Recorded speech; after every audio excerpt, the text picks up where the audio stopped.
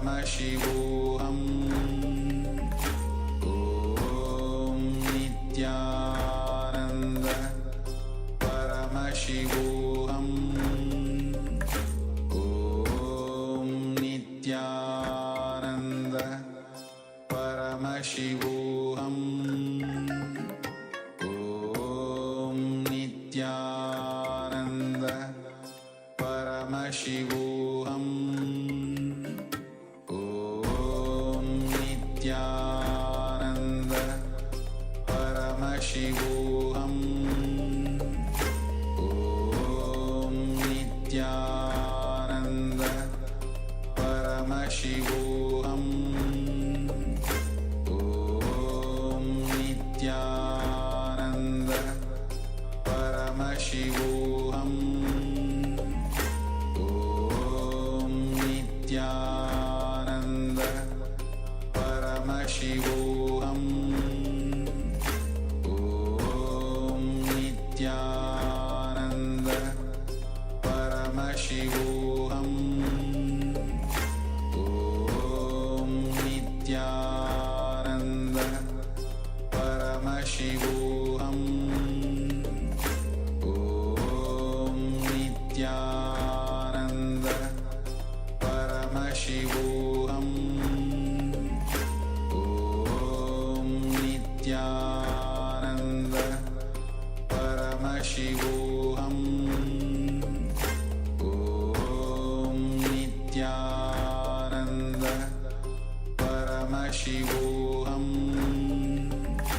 Om Nityananda.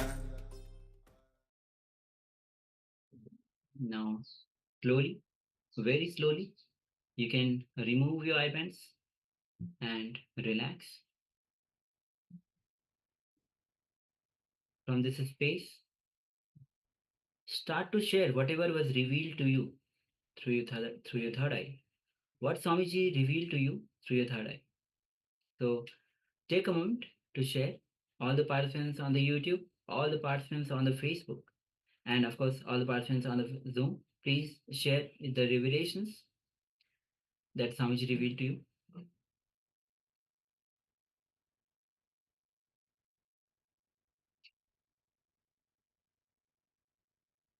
And of course, remember, all the powers starts manifesting through oneness. And this is the time when you deepen your connection with Swamiji. When you connect with Swamiji and start manifesting the powers, oneness grows in you. So attend every power manifestation session. This is your time with Swamiji. Yes, so requesting participants to share what was being revealed to you in your third eye. So we've had one sharing, just requesting all other participants to please make sure that you share as well.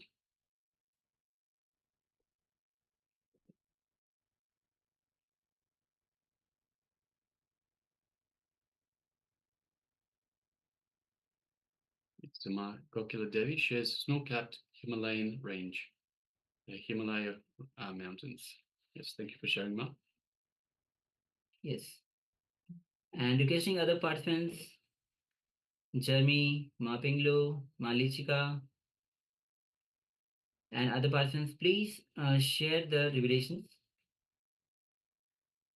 Then we'll move to the next step, which is verification process.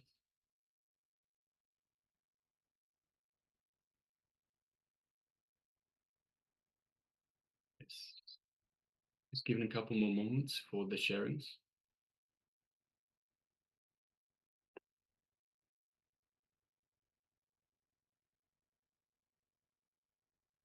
Yes. Mapinglu shares stone. Okay, great. Thank you for sharing, Ma. Thank you for sharing. Let's move to the verification. So now, yes, here we are displaying the image that was being projected earlier. So as you can see, it is an elephant in the African savanna, perhaps. So we have some sand, we have some water body, perhaps a small lake. And we have some ranges, mountain ranges and hills in the background. Some shrubbery in the foreground. And yes, it's daylight. It's some very low cloud cover as well. Yes. So Ma Kukla Devi says snow-capped Himalayan range. So definitely we have a mountain range, and you might have interpreted this as a Himalayan range, but it's most looks like it's in the Africa. So the range of mountain in Africa, and where the, as you can see, it's a elephant with a lake below. Okay, thank you for sharing, Ma. Yes, and Ma Pinglu shares stone. So once again, going to the mountain range, definitely a lot of stone in the mountain range itself. So yes, thank you very much for sharing. So congratulations to our participants. And also requesting all the participants in the Facebook and YouTube, you can take part in the Power Manifestation by sharing in the YouTube chat and Facebook chat. And also shortly we'll be sharing the link of the two-way to join Paramashiva so that you can attend the session via two-way. So let's get ready. We'll be entering on into today's session itself, which is on Nitya Dhyan, experiencing the bliss. And Nitya Dhyan is the one meditation technique that Swamiji has given to the whole world. It's a compilation of all the Swamiji said this is the complete technique, meditation technique that he has given to the whole humanity. So let's enter into the introduction of how Swamiji introduces about the Nitya Dhyan.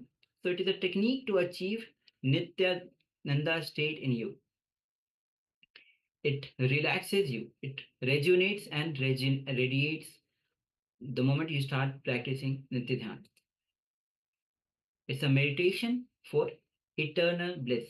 Nitya means eternal, Dhyan means where you a state where you experience the bliss. So eternal bliss, meditation for eternal bliss. Yes, so Swamiji tells us beautifully how he came about to create this meditation. So in Swamiji's own words, post-enlightenment, I was in silence for an extended amount of time when I was doing research on meditation techniques to see how I could reproduce the same experience that happened in me in others.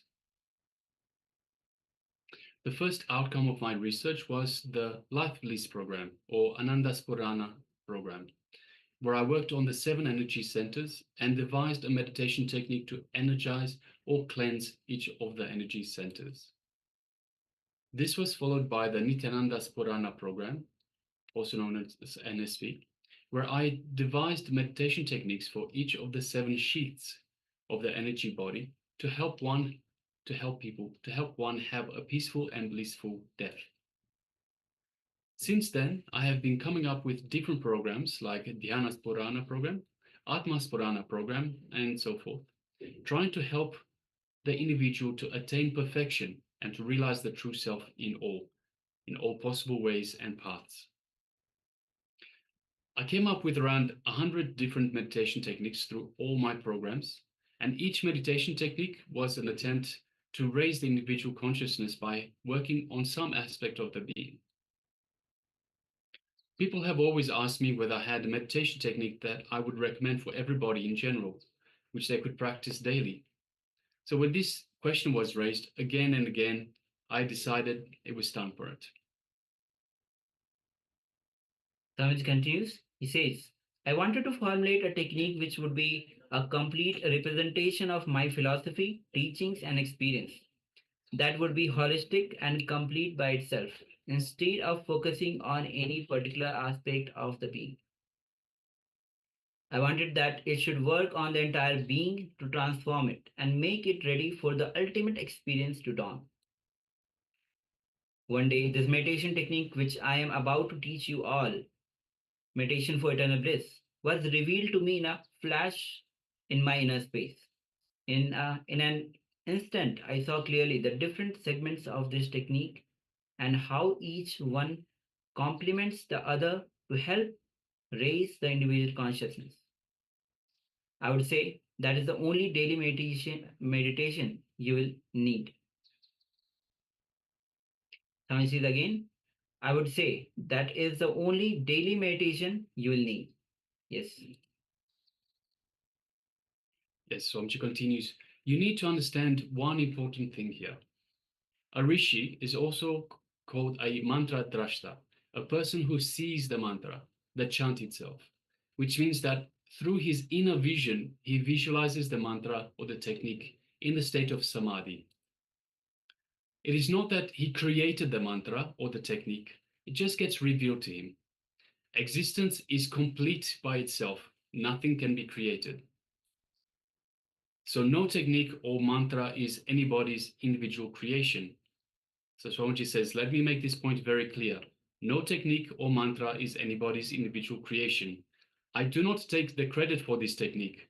It just manifested itself when the time was ripe. So now let us go into the details of the technique. We'll be going to the steps. This technique consists of 5 parts. Of course, the meditation will be going through in the later sessions. We'll be just going through the steps now as what exactly the Nitya Dhyan consists of. So there are five steps in this Nitya and life bliss meditation.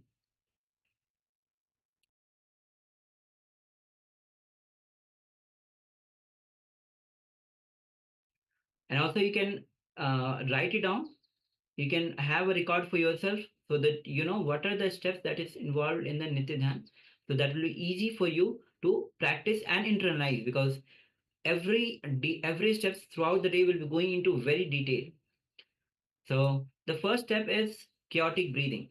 In that, you sit in Vajrasana and keep your hands on the hips and start with the chaotic breathing. This is the first step. Second step is intense humming. Continue to sit in Vajrasana and in the Chin Mudra, do the intense humming. That's the second step. Third step, chakra awareness. As you continue to sit in Vajrasana, bring your awareness to each of the chakras, starting from the Mooladhara. Then each of the chakras you'll be bringing your awareness.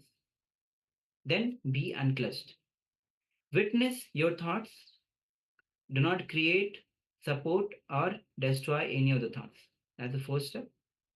Fifth will be the gratitude. Having the gratitude. Sit in a receptive surrounding, which will facilitate you for this gratitude in this mode of peaceful, where you can just be in the space of peace.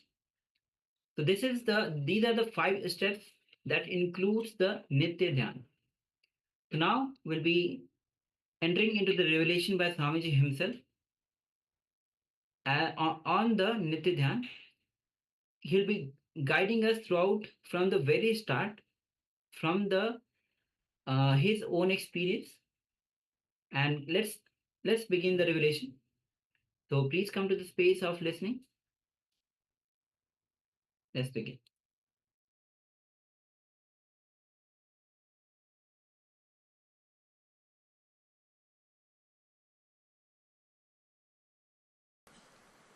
Let me define the word initiation.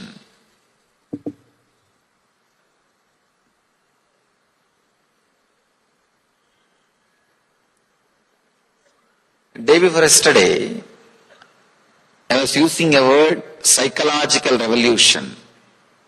Yesterday I introduced a word, Shastra Shastra. Understand? Knowledge weapon. Whenever you need to heal yourself, you need inner healing. You need to bring yourself again to the life energy. Many times you can see a simple disturbance from the outside or from the memory inside. Either from experience or from memory can drain your energy.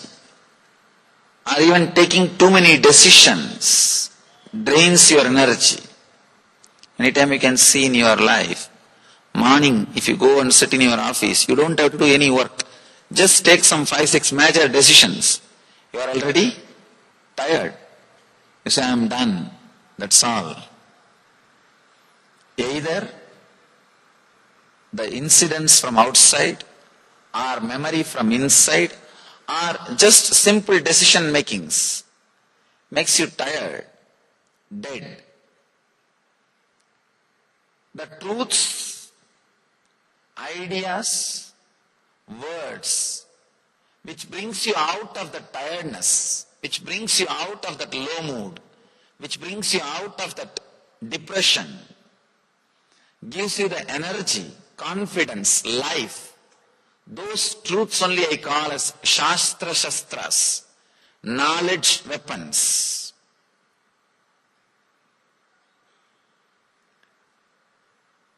Truths which brings you out of depression, a low mood, and adds self-healing energy and confidence, life into you is called Shastra Shastras. The truths which not only brings you out of the depression, destroys the source of depression once for all, is called mantra. Understand? The mantra word has two meanings. Mantrayate idi mantraha. The words which shows path for human beings is mantra. The truths not only brings you out of depression, once for all breaks the source of depression in you, is called mantra. Any mantra, if it comes from the enlightened, experienced inner space, you do not know why, how, what. Suddenly you see it is true. It clicks. Even though one part of your logic continues to fight, because if you accept the truth and start expressing in your life, many of the things, your vested interests, many things which you thought as life is at stake. That part may continue to fight, but the main, your being, your core will have that click. I know what he is talking is truth. Maybe too strong for me. Maybe if I start living it, too many things are at stake. These all can be a confusion or disturbance, doubt in the corner of your mind, corner of your heart, corner of your being, but the very core feels connected. If that happens to you, it is called initiation. Truth, when it comes out of an enlightened inner space and clicks, that's the right word I have to use. It won't be any. If you analyze, how could he convince me about such great thing and such a wonderful thing? You yourself will feel, how did I get convinced? You don't know. But suddenly your heart feels connected to the words which he is uttering, the truth which he is expressing. That connection, that click is what I call initiation. I'm trying to express some truths. Understand? Yesterday whatever I added is Shastra Shastra, knowledge weapons. It can bring you out of depression. It can bring you out of low mood. It can bring you out of that dull feeling to the inspiring, healing mood, energetic feeling. But today, what I'm trying to share can break the very core of depression, what we call root of your mind.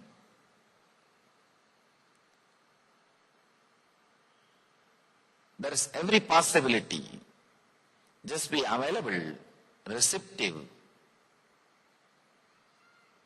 and ready to let this Satya, truth work on you, suddenly you will see that click, that initiation happens in you.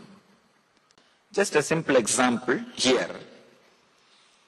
See, if your life was filled with different kinds of incidents, joy, suffering, guilt, joy, pain, depression, sad, different quality of incidents. You do not look at the life as it is. Usually what usually we do, some joy, some suffering, some guilt, some joy, some pain, this is our life, different thoughts, different experiences. Usually, you collect only all the suffering-related incidents and create a shaft, create a connecting idea, and think your life is nothing but suffering. Understand?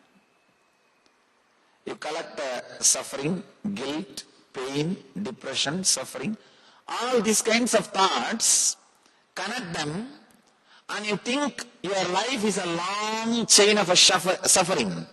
Your life is a pain shaft. I've seen people, the moment I ask, how are you? You are from where?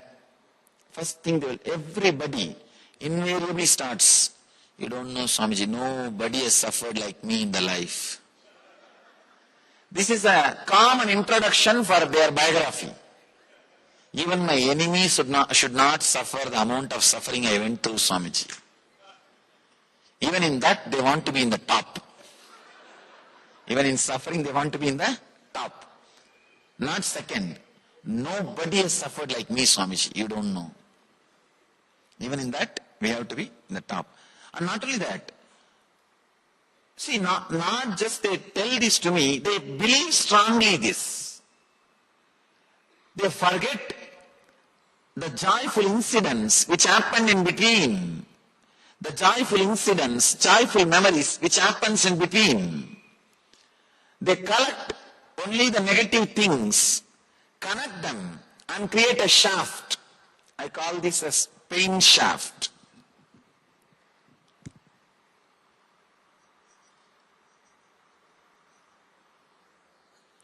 Pain shaft. Very rarely, sometime you create a joy shaft, but very rare, not only number, even the quality will be very rare.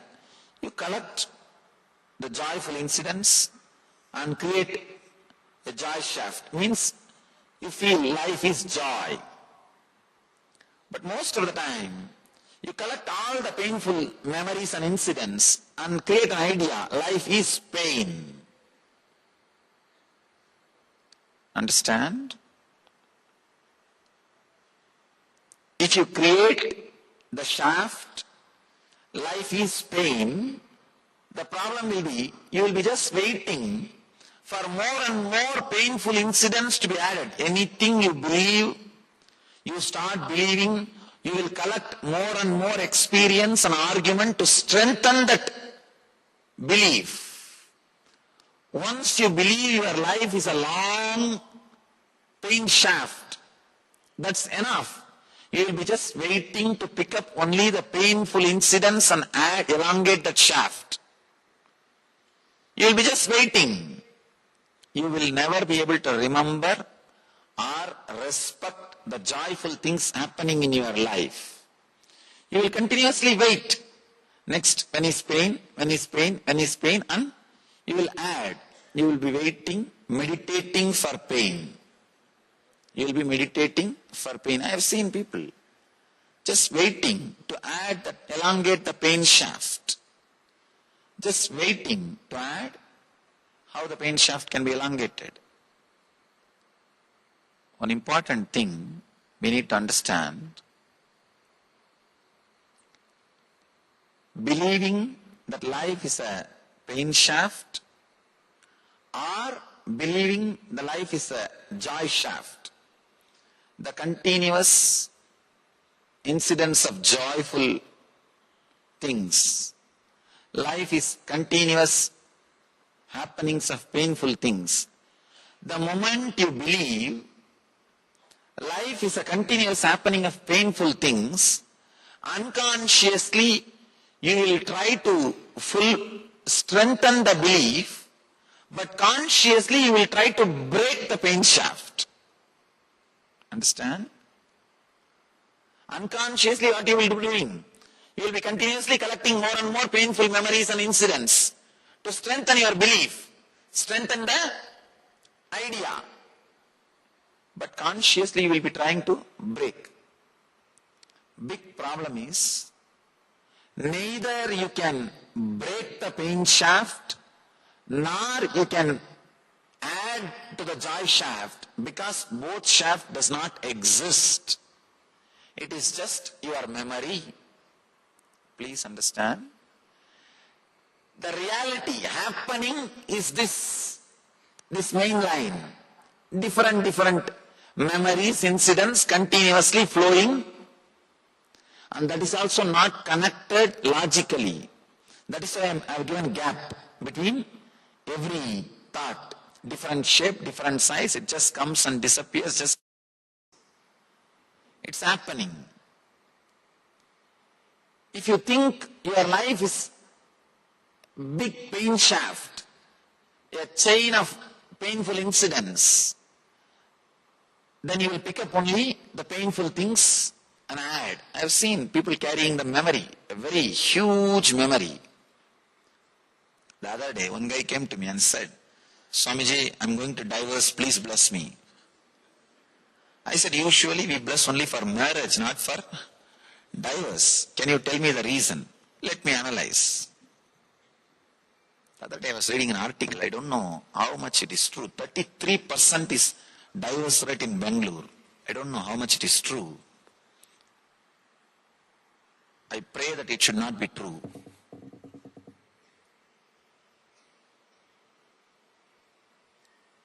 The West, 59% single homes. Understand? And 47% of the people die without having a close friend or a relative to receive the body. Body is taken by some professional organizations, undertakers, professional undertakers. It is just too much. This guy came and asked me, I'm going to divorce, please bless me. I said, first let us analyze why you are going to do. Then we will try to sort out. He said, that and all you don't know, Swamiji, you just bless me. I said, I cannot bless as you want. Only if I am convinced I can bless. And it's not like something I have and you can take it without my will. You can't steal blessings, fortunately. He said, the actual reason, the immediate cause was, she brought coffee and it spilled on the cloth, that's all. I asked, don't you see clearly it is not enough reason for divorce? Why don't you realize? Why don't you understand? He said, you don't know, Swami. Today she will pour coffee, tomorrow she will pour acid. You don't know. No, he said he actually told me, you don't know. Today she will pour coffee, tomorrow she will pour acid. I said, why don't you be little logical? Why don't you be little truthful? How can you connect coffee and acid? Sometimes it feels same. How can you connect coffee and acid? Don't you see the gap is too much? You are creating too much of ideas in your head. You are creating too many things. He said, no, Swamiji, you don't know. Last 10 years, how much I suffered with her, you don't know. I told him, Do not just create a pain shaft. Just come out with incidents. Then we can analyze, look into it. Don't create a pain shaft. Pain shaft will stay only if you are unconscious. Please understand. Your opinion about life as pain shaft or joy shaft will stay only as long as you are unconscious, not when you are aware. I told him, just come out. Incident by incident, let us analyze. He started telling me, in South India, there is a habit, during marriage, in a small pot, they will put a ring, and the bride and bridegroom, both of them are supposed to try to pick up that ring. Whoever gets it, it's theirs. It's a small game. These are all done. In those days, only during marriage, the bride and bridegroom will see each other. So it's like a technique for zeroing down the distance. Just to zero down the distance, this kind of simple plays are done. This guy is saying, Swamiji, even during that play, she scratched my hand with a nail. Now see the file he is carrying in his head. I was really surprised. From there he started telling me, after 2-3 minutes I told, stop. Much worse than police record. Much worse than police record. I said, I think you should not ask divorce. She should ask. Living with you, she should ask. Now this is what we are doing continuously. Sometime about others, sometime about ourselves. But constantly we create a pain shaft or joy shaft. One important thing we forget. Neither we elongate the pain shaft, neither we can break the pain shaft, nor we can elongate the joy shaft, because it does not exist. It does not exist. Understand? This is an important truth. The depression or low mood which you experienced 10 years ago, the depression or low mood which you experienced 9 years ago, the depression which you experienced 8 years ago, the depression which you experienced 1 year ago, they are all independent experiences happened in your life because of independent incidents. 10 years ago you would have been in depression because you don't have son. 4 years ago you may be in depression because you have a son. It is independent incidents causing independent experiences. But in the inner space, for the sake of convenience, you archive all the sufferings in one file for easy remembrance and easy reference. When you archive them all in one file, by and by, you start thinking, you connect all these depression experiences and come to an idea, my last 10-year life was depression. No. All 10 different depression experiences happened in you, happened due to different reason, different time, different experience. But when you connect all of them and see, you come to an idea, last 9 years I was in depression.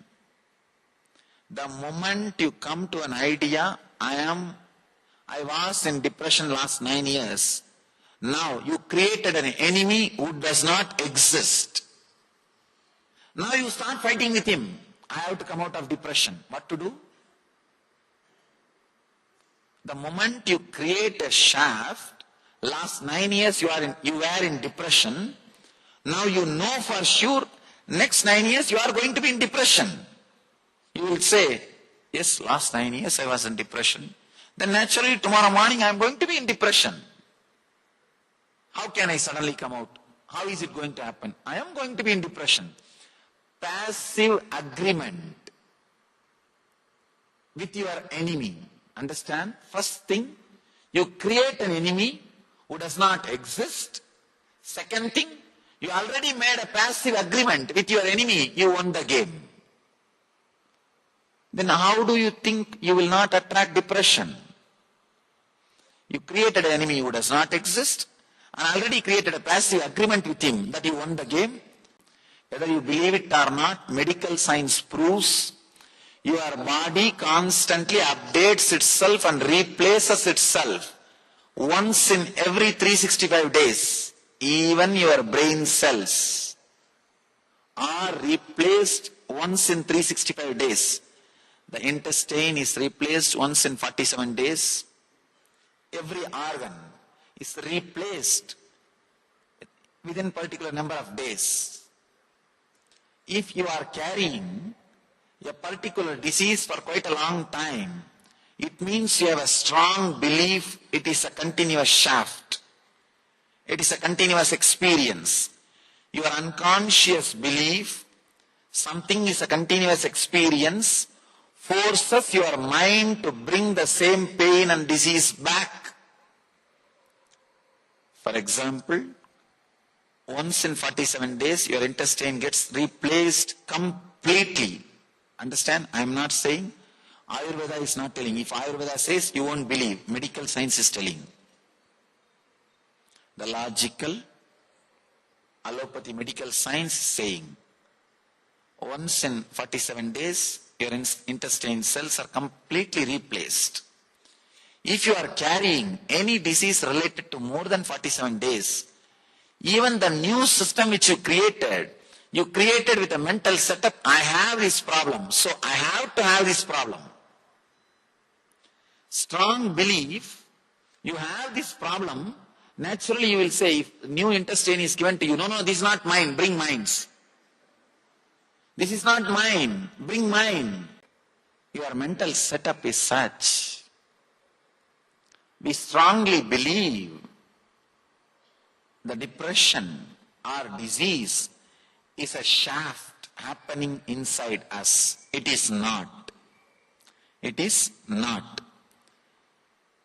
The depression you experienced 10 years ago, the depression you experienced 9 years ago, the depression you experienced 8 years ago are independent, unconnected incidents, experiences.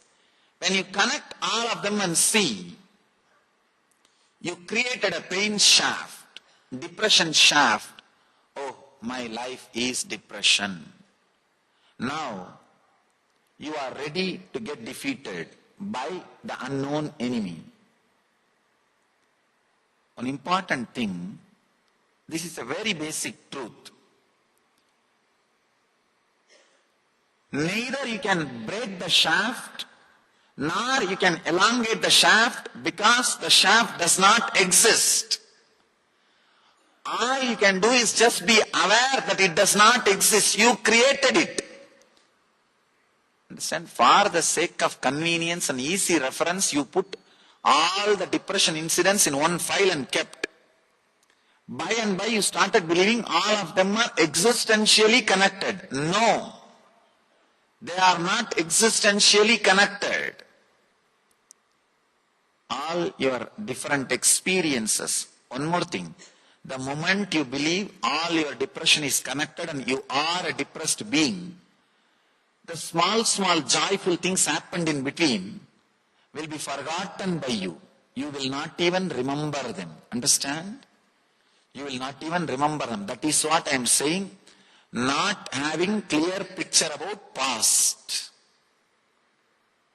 If you have a clear picture about your past, it will become a solid experience. It will not be a load. It will become a strength. Undigested past is a load. Digested past is a strength. We don't digest our past. It stays on us like a load, like a headache. The shaft does not exist.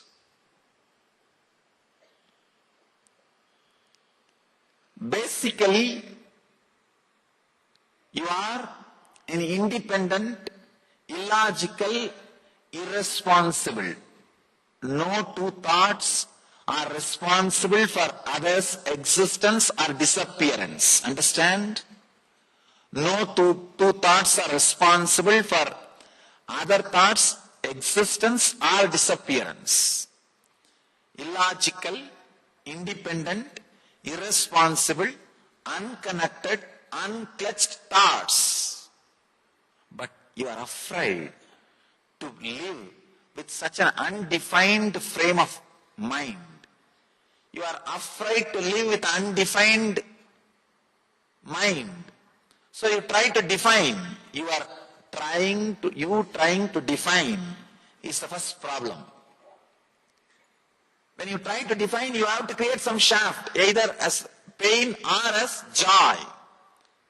Understand? Even with your spouse, you live maximum 6 months. Maximum 6 months we live. Within 6 months, we create an idea about that person. After that, you live only with the idea which you have about that person, not with the spouse. Anything the other person does, you will look through that idea only. 6 months you will come to an idea, oh, this is the punishment given to me by God. Or I don't have to go to hell after death. Some idea. You will see continuously whatever she or he does through that scale, through that idea, through that mirror, through that glass. You don't live with the person. You live with the concept. Same way, about your mind, you have an idea, whether pain shaft or joy shaft. You live with that shaft, not with the experience. In experience, joy, pain, everything, so many things are coming up. So many things are happening. One more thing. Between every thought, there is a gap. Understand? It's like a fish tank. Water bubbles are coming in the fish tank. Between every bubble, there is a gap. Because the gap is too small, you think it's a stream. It is not stream. Between every thought, there is a gap. There is a gap. It is just independent, illogical thoughts moving.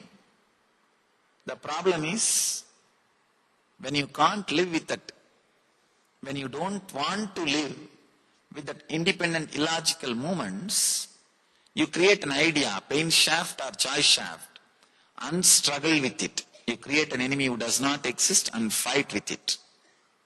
Fight with that person. Now all you need to do is stop creating this pain shaft or joy shaft. Stop clutching all these painful incidents and creating a shaft. Stop clutching all the joyful things and creating a shaft. The essence of whatever I was talking is stop clutching and creating a shaft. That's enough. You will see suddenly the shaft disappears. Shaft does not exist. All of us have a very clear idea. We are in the worst ignorance. No, it is not. Just the simple one truth. If a simple thought of having a cup of coffee can come inside, means any serious thought, it may be pain or suffering or anything it can be, it has left me. That is why the new thought is able to come. That is why I have inner space to entertain a new thought. So as long as you have freedom to entertain a new thought, you have an inner space to entertain a new thought, be very clear, you cannot be possessed or tortured by any suffering, any depression and any pain. Because you can just bring one thought, new thought. The moment you bring a new thought, what happened? The old thought has left you. Unless it leaves, you cannot bring a new thought. So be very clear. Your power to bring new thought itself proves you have power to drop the old thought. Instead of looking at the ability to replace, You are looking at the ability to bring it back. You have both. If you are constantly looking at the ability to bring it back, you will create suffering. Oh, it comes back, it comes back, it comes back. If you are constantly looking at the ability to remove, you will feel liberation. Understand? What you mother, that you hatch. The hen mothers the egg and gets the chicken out, hatches the chicken. Chicken comes out. If you are mothering the thought you can replace any suffering, you will bring that into reality. If you are mothering the thought, no, whatever I replace will come back, you will bring that in your experience. If you are mothering the thought that it is going to come back, it will come back. If you are mothering the thought, it is going to go out, it will go out. Where you put your awareness, where you put your attention is the important thing. Understand? Your very ability to get a new thought shows you have ability to discard a old thought. Any thought can be discarded by any simple thought. This simple understanding is more than enough. Understand? Your suffering can rule you just because you are afraid of it. Have you seen in this underworld dadas, when they get created, they too will have fear, deep fear. But just your fear towards them will empower them. Same way, your mind too has fear about you. But your fear about your mind, your fear towards your mind just empowers your mind. Your mind also sometimes feels, oh, what is this? But you are more afraid of your mind. Then naturally what happens? Your mind gets empowered. All you need to do, understand, this is the initiation. Anything, one more thing, even once if you can replace your depression from your inner space, have confidence. I replaced. I can do it again. That's all. If 10 times it comes back, let me do it 10 times. That's all. The very clarity I am going to do. Understand, there is a very beautiful story in Buddha's life. Buddha says, whenever I sat in meditation that I am going to get up, after a few hours, I never became enlightened. Once I decided, if I am not going to become enlightened, I am not going to get up from this seat. Idam asanam sushyate sariram. Very beautiful Sanskrit sloka. Let this body dry up in this very place. Till I became enlightened, I am not going to move. Buddha says, the moment he created this strong clarity, authentic sankalpa, will, he says, next second I became enlightened. Next second he became enlightened. All you need to do, when you replace your suffering, if you are thinking, no, 10 times today I can replace, 11th time if it comes back, tomorrow only I have to try, then nothing will happen. Decide, till it stops coming, I am going to replace. That's what I call courage, dhira.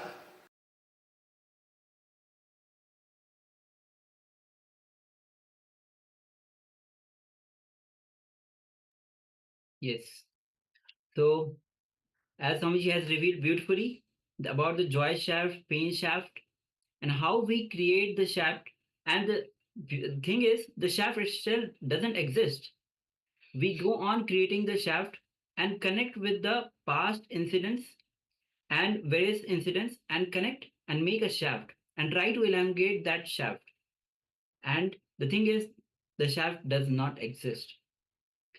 And Swami says at the last of the video where he says mind is actually afraid of you, but like how the mafias, when they see that you are getting afraid of them, they get empowered. Same way, mind gets empowered by when they see that we are getting feared by the mind, so mind gets strengthened. So also I would like to request the participant to share their understanding about this session, because it is really important to understand this initial basis of joy shaft, pain shaft, and how we create this shaft. This is going to be the very basic understanding upon which we'll be going through the session. So it's really important to understand. So I would like to request all the participants in the Zoom, all the participants on the YouTube, all the participants on the Facebook, please do let us know about your understanding, what click you had, what powerful cognition you received. Please take a moment to share, and you can go ahead and share. Meanwhile, we'll be entering into the session itself, which is why and what is meditation. So Swamiji beautifully tells us, let's ask ourselves, what is the real aim of life? Is it to earn more? Is it to stay forever young, healthy, beautiful? Is it to have better, longer lasting relationships? Is it to improve our personality? The list can be endless. For each individual, there will be a specific goal, or perhaps many different goals. So let's talk about a technique from Tibetan Buddhism. So if you can sit in Vajrasana, so that means sitting on your knees, so sitting comfortably on your knees. If not, you can sit comfortably in a chair. But the very first step, as we mention every single day, have your head, neck, and spine in a straight line. So making sure that you have your head, neck, and spine in the straight line. Also, you can pen down these instructions, because we are going to be throughout the day, as the whole day is on Nitya Dhyan. So we'll be continuing with the steps. So you can pen down the steps. Also, we have Ma Lichka, who says the shaft is not exist, mind habit. Okay. Yes, but the shaft doesn't exist, and the mind itself is just a habit that we get into. Yes. The mind is what we are afraid of. We empower it through fear by being afraid of it. Yes. So requesting other participants also to share their understanding. We'll be going through the steps of this technique which we are continuing. In meanwhile, you can go ahead and put the powerful cognitions that you received.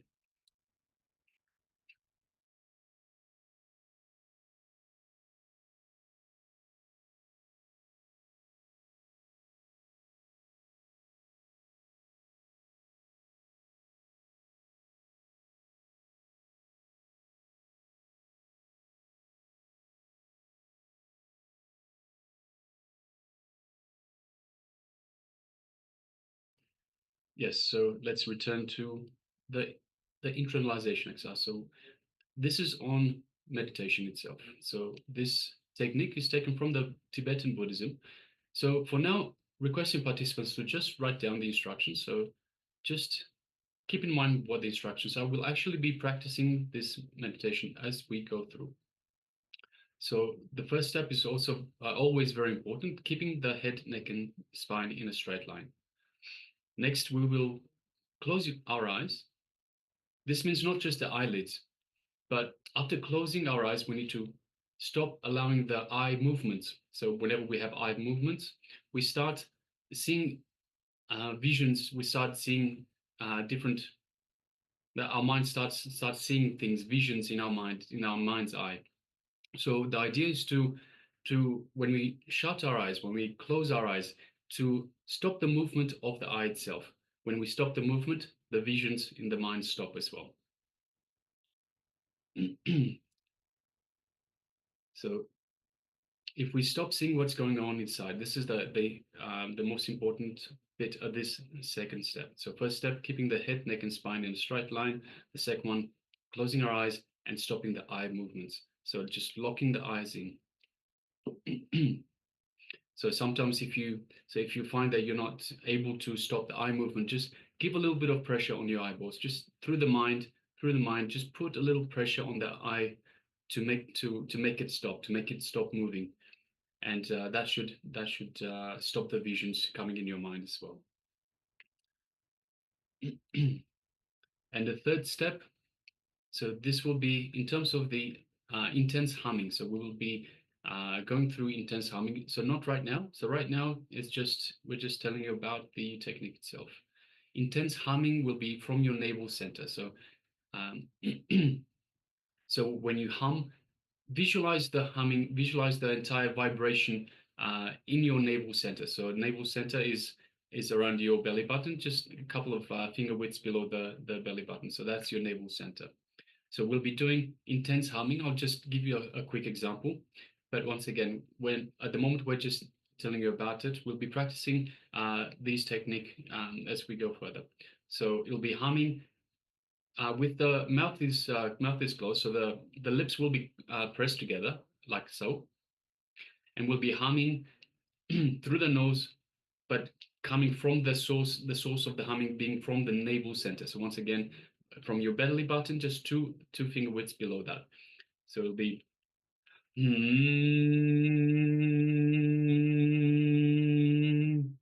and so what we do is we breathe in deeply and fully. Make sure that you breathe in with your stomach and your chest as well. So first start with expanding your stomach as you breathe in, then you expand the chest to allow for the full breath, the full lungs capacity to be used.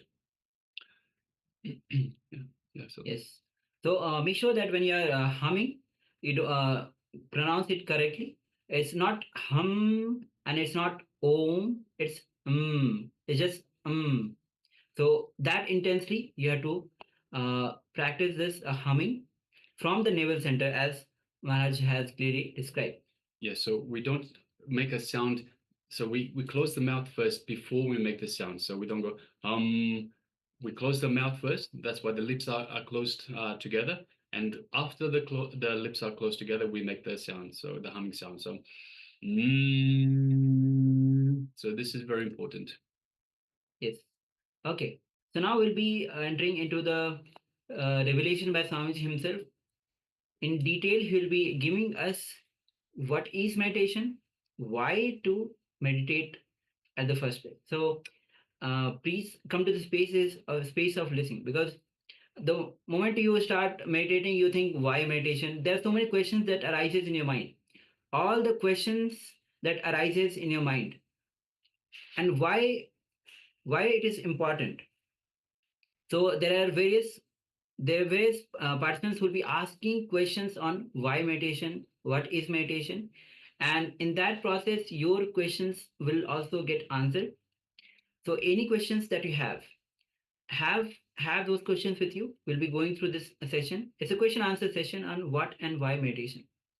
So please come to the space of listening, and let's listen directly from Bhagavan.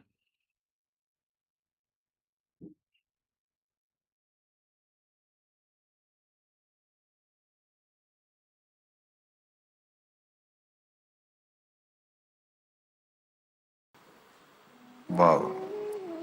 Here is a very beautiful question.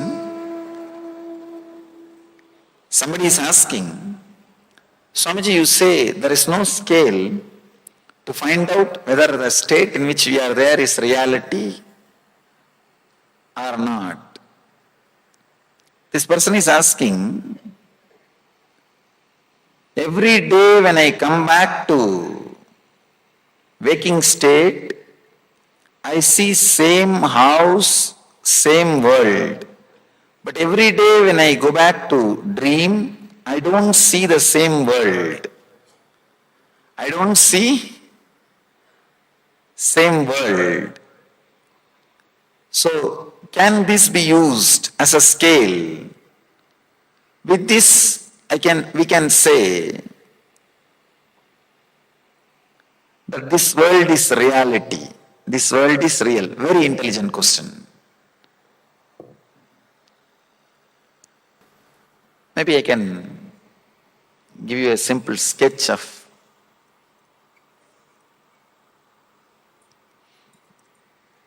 then we'll be able to understand.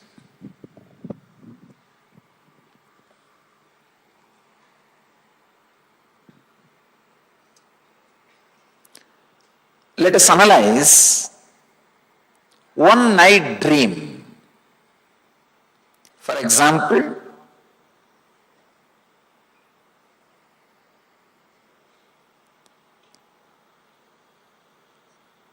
"14th night you are sleeping, 15th morning you are waking up, around 10 hours.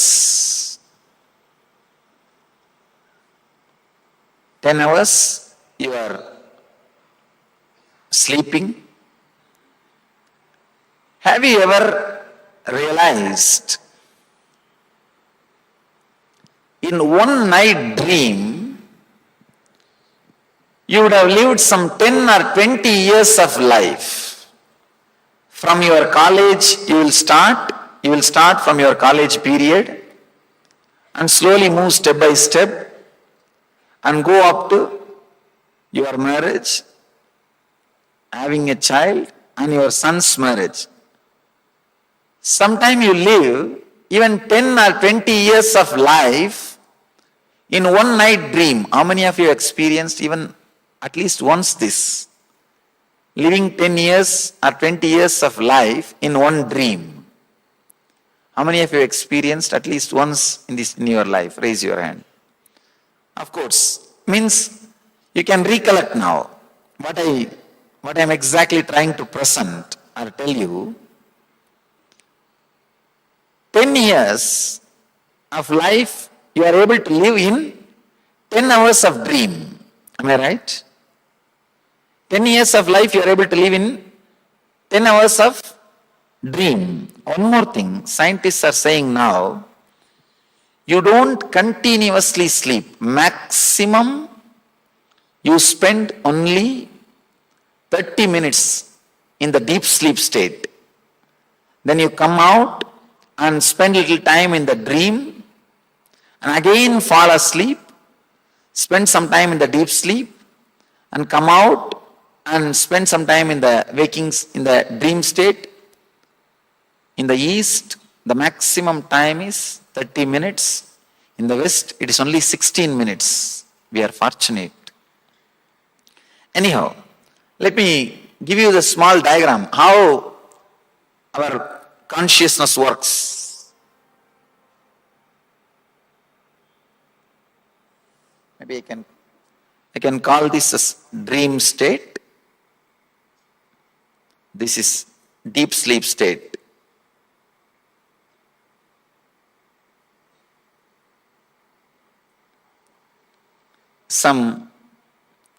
You fall into the deep sleep, maybe half an hour you spend there, then come back to the dream and go through some dreams, again fall asleep,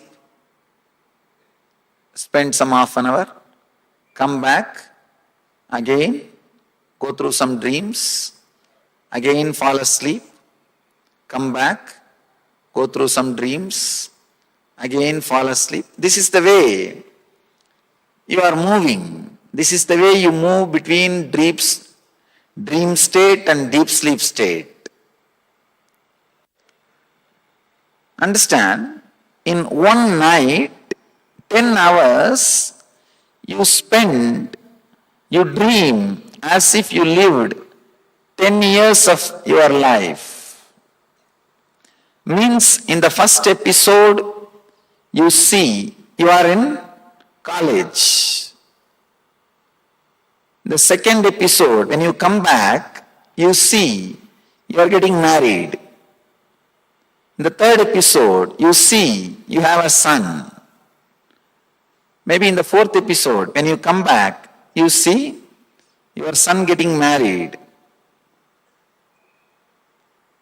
An important thing you need to understand, when you fall asleep and come back, in these different episodes, you do see the same world even in the dream state. Am I right? You do see the same world in the dream state. Understand, it's a very subtle point, very subtle understanding. If you can catch, it will really lead to a very big clarity which can really revolutionize the way in which you think about your life, the way in which you try to solve the problems of your life. There is a beautiful story. One person was dreaming. In the dream he saw a tiger chasing him and shouting, "Oh, tiger is chasing me, save me, save me." There was a guy, another one guy sleeping next to him. He got up and he saw that his friend is shouting, "Tiger is chasing me, save me, save me." What he is supposed to do? He is supposed to just tell him, "Hey, get up." Instead of that, if he tries to supply some weapon, you don't know what will happen.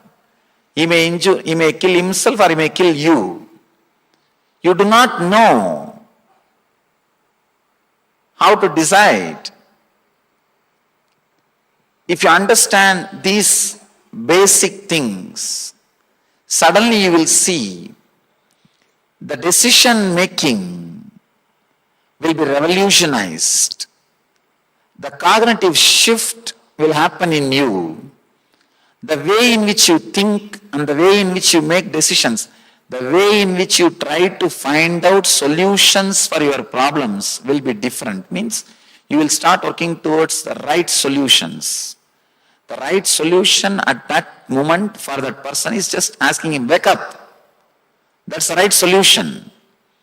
Instead, if you are trying to find out any other solution, it will only lead to more and more problems, more and more difficulties. Here, all I want to tell you is, in 10-hour dream, 10 hours of deep sleep, you live 10 years of dream. Means, many times you fall asleep and come back. When you come back, naturally in all these 4 episodes, even though there was a break, you saw the same world. After break, seeing the same world cannot be the quality to define. It is reality. That is what I mean. Please understand. After a break, if you see the same world, that cannot be the scale to define or say this is reality. Because this happens even in the deep sleep, even in the dream state, this happens. Even in the dream state, after a break, when you come back, you see the same world. So just because when you come back from the deep sleep, you see the same world, cannot be the reason to say this is a reality. How? Only when you wake up from the whole night sleep, you realize you dreamt 10 years of your life just in 10 hours. Same way, only when you wake up from this dream, suddenly you may realize you dreamt 90 years of your life, maybe in few hours. Who knows? Who knows? This whole thing can be one more long dream. Realizing, understanding, there is a possibility this can be one more long dream, will turn much of your attention and awareness to the center, to the consciousness. I can say that is the first step in spirituality. That's the first step for psychological revolution. Again and again, our sufferings are giving a clear statement. We are holding on to emptiness. Our suffering is nothing but a clear statement from the reality. You are not living with the reality. But somehow we know how to cover.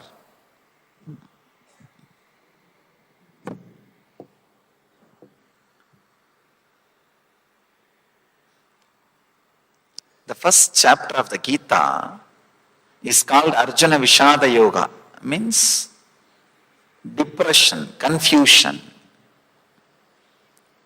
We also face that depression and confusion in our life. I call this depression of success. After achieving what we want to achieve, but realizing what far we want to achieve has not happened, a kind of a depression will happen in us. Very few rare intelligent people only understand that I am facing this suffering or depression because I am not living with the reality. Here, all I am trying to tell is just because you are seeing, do not think you are living with the reality. Usually I face another one question on the same line. Swamiji, not only I am seeing this world, even the people who are living around me are seeing this world same way. How can you say it is a dream? Understand? In the dream, if you are seeing a particular city, if you are dreaming that you are going to that city with your whole family, not only you, the family which is with you inside your dream also will see the same city. Because they are also projections of your own mind. So just because the people who are around you seeing the same scene does not mean the scene is reality. Even the people who are around you, whom you are seeing, can be the projection of the same scene. Can be the projection of the same scene. Sometimes it frightens. If you go a little deeper, it frightens. It feels like everything in front of you is melting like wax. The ultimate truth is the stuff out of which your dream world is made, the same stuff, out of that same stuff with this waking state is also made. If your attention is centered on the stuff, naturally the inner healing cannot happen. If your attention is equally distributed on the consciousness and the stuff, that is what I call healthy life, balanced life. You will have the physical, mental health and the life. If your attention is totally centered on the consciousness, not on the stuff with which these worlds are made, that is what I call living enlightenment or Jivan Mukti. Whether you want Jivan Mukti or not, or whether you want enlightenment or not is secondary. But if you can turn little bit of attention towards the I consciousness, towards the truth, towards the center, suddenly you will see the tremendous inner healing happens. I always tell people, realizing this whole world is one more dream brings tremendous healing effect in you. Understand? For example, if you are facing some very big difficulty or depression, very clearly, consciously, if you realize this whole thing is a dream, you will see such big relaxed feeling or the inner healing happening on you. I can say that inner healing is what I call meditation. That restful awareness which happens in you is what I call Satori, the first glimpse of Samadhi. A basic cognitive shift or basic psychological revolution with this simple understanding of what you are seeing may not be the reality as you are thinking, can bring so much of inner healing inside you.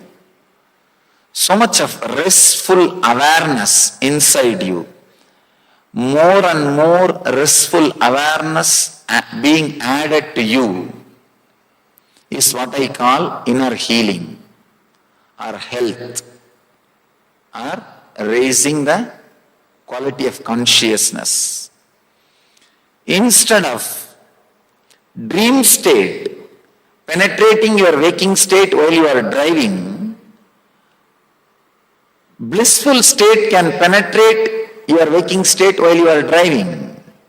Because so much of your time, even though you are out of your bed, is occupied by your dream state because of your low awareness. People come and ask me, if I start meditating, what will happen? I will not have time to do my business. No. It has nothing to do with a separate time. It is something to do with inner understanding. As on now, so much of your time and energy is being spent by dream state possessing you. Instead of that, you can allow the Turiya state, blissful state possessing you.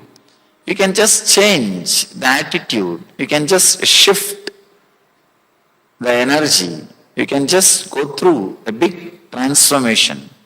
That is what I call psychological revolution. Why meditate? A single line answer will be to raise the frequency of your consciousness. How it heals, we can understand with this small diagram. I'll try to present a simple diagram, how our mind works, how the meditation influences our system, how meditation directly affects our hardware and software. Our hardware is physical body, our software is our mind. Let me try to give you a simple diagram. You can understand what meditation can do, why meditation needs to be practiced. I think I can explain from here.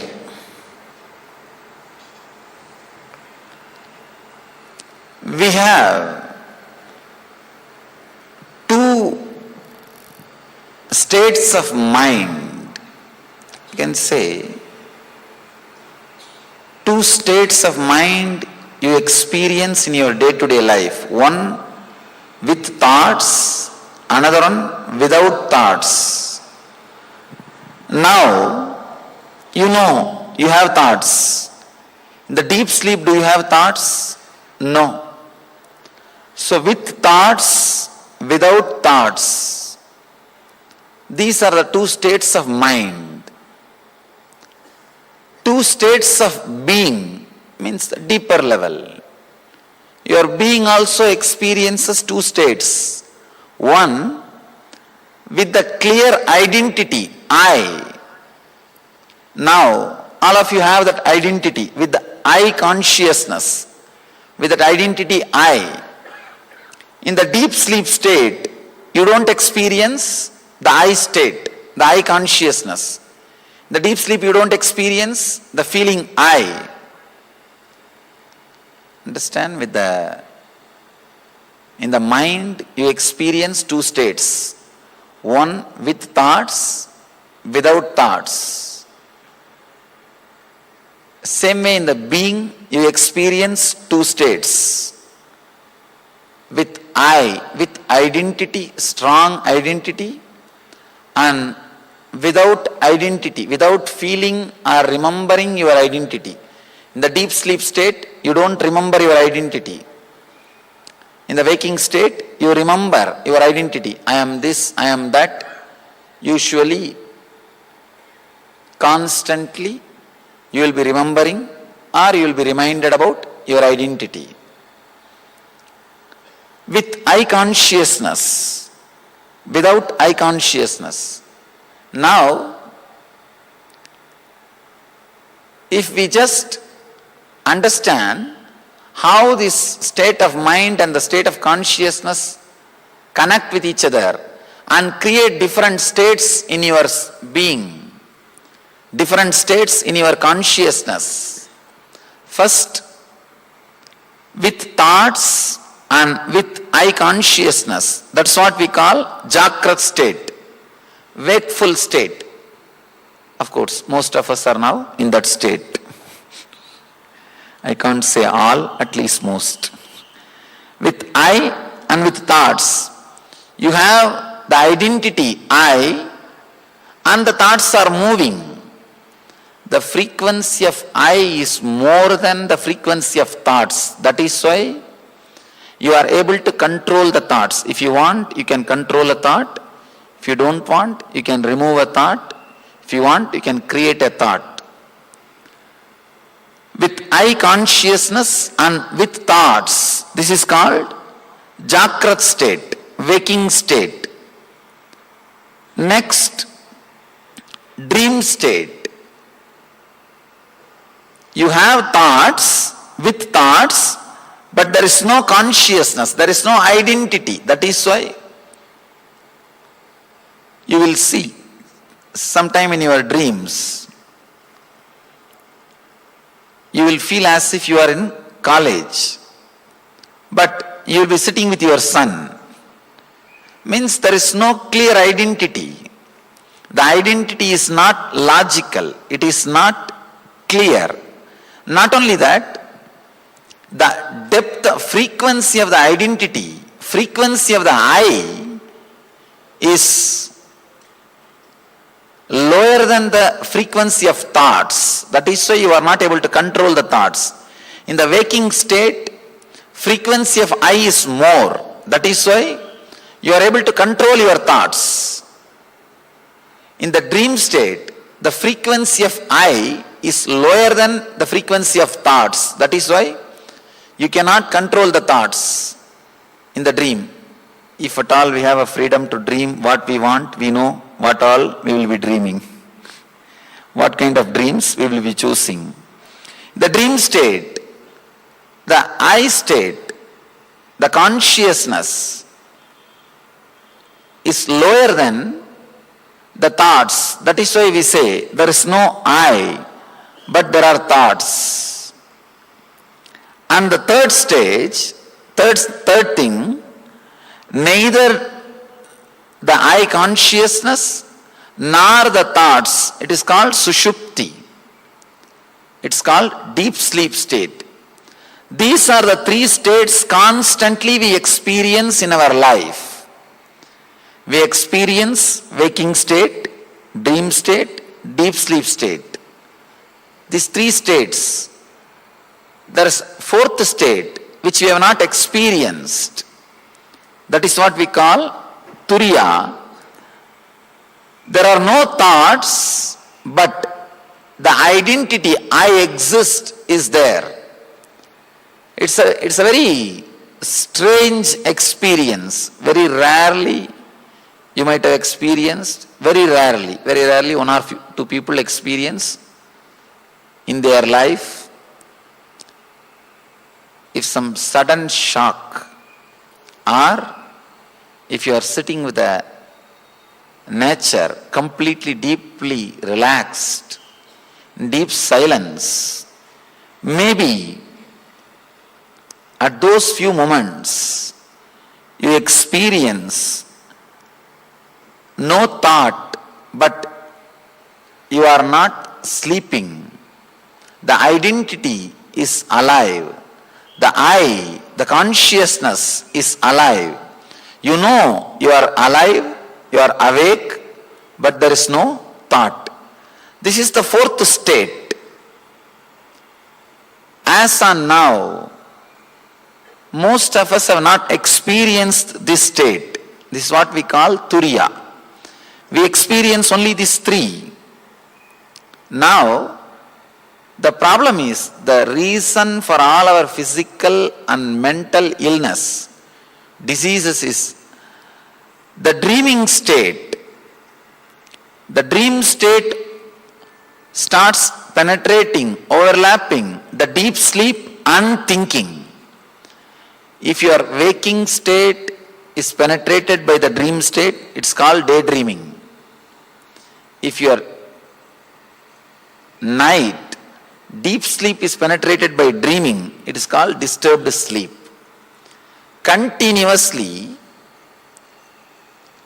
in the night time or in the daytime, your dreaming state, your swapna is disturbing your life.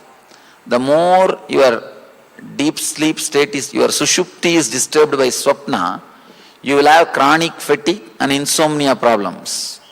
More your waking state is disturbed by the swapna, you will have daydreaming, less awareness. Sometime you can see, you will get into your car, drive for 10 kilometers, you will reach your office. Only when you stop in your parking lot and get down, take out the key, suddenly you will realize, oh, you drove for so many miles. You would have taken hundreds of decisions to press the clutch, to press the brake, to stop or to run. You would have taken so many decisions without your awareness. Suddenly you realize, oh, I finished my driving. Means the dream state is overlapping, penetrating the waking state. More and more the dream state is penetrating the waking state, the frequency of your consciousness will come down. You may live in the human body, but you will not be living the human life. The frequency comes down. You do not know what decisions you are making. You do not know what kind of words you are thinking. You do not know what is happening inside you. It's like living inside a house, but you do not know what is happening inside that house. Living in the waking state, which is continuously disturbed by the dream state, is what I call living in hell. Now, all the physical and mental disorders are directly from this dream state penetrating either deep sleep or waking state. Waking state or deep sleep state, both if it is penetrated by the dream state, you will have physical and mental disorders. If the dream state penetrates the waking state too much, that is what we call depression, because you will not have the clarity to think further. You will not have clarity to move further.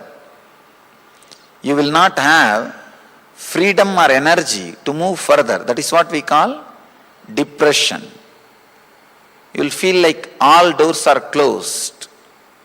All possibilities are over.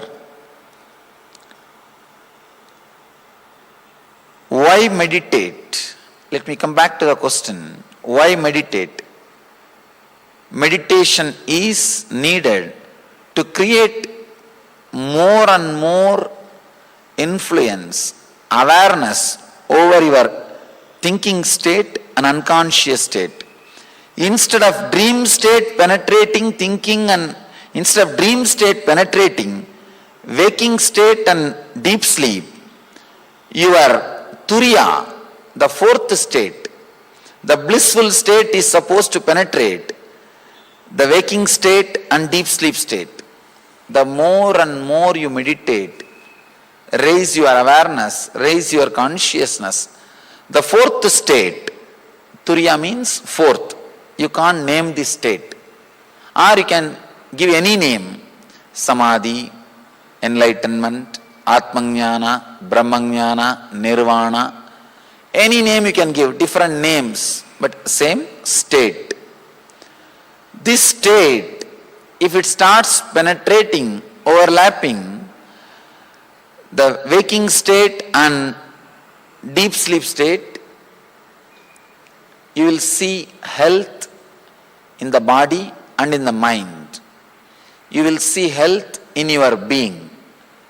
The purpose of meditation is to experience this state at least once, the fourth state at least once, and bring more and more influence of the fourth state on your waking and deep sleep state. If your waking state and deep sleep state is totally influenced by the fourth state, the Turiya, that is what we call Jivan Mukti, living enlightenment. Meditation is a method, technique to bring more and more fourth state in your day-to-day life.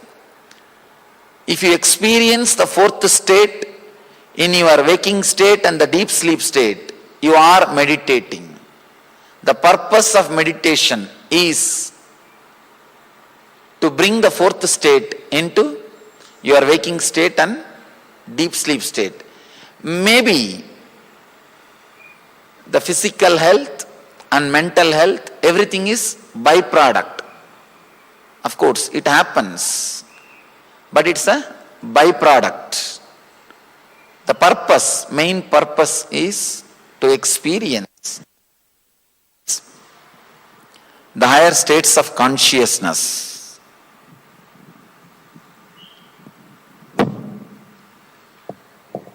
When? The next question is when? It's a very controversial question. All the youngsters think, I can do this in my old age. All the elderly people think, I should have done in the young age. All the old people think, oh, I have enough time. I can do when I don't have anything else to do. All the youngsters are thinking, no, I should. All the elderly people are thinking, no, I should have done in the young age. When? The when question, I am not looking at that question only about the timing of the meditation. The decision to do meditation or the decision to enter into meditation, when that should happen in the life.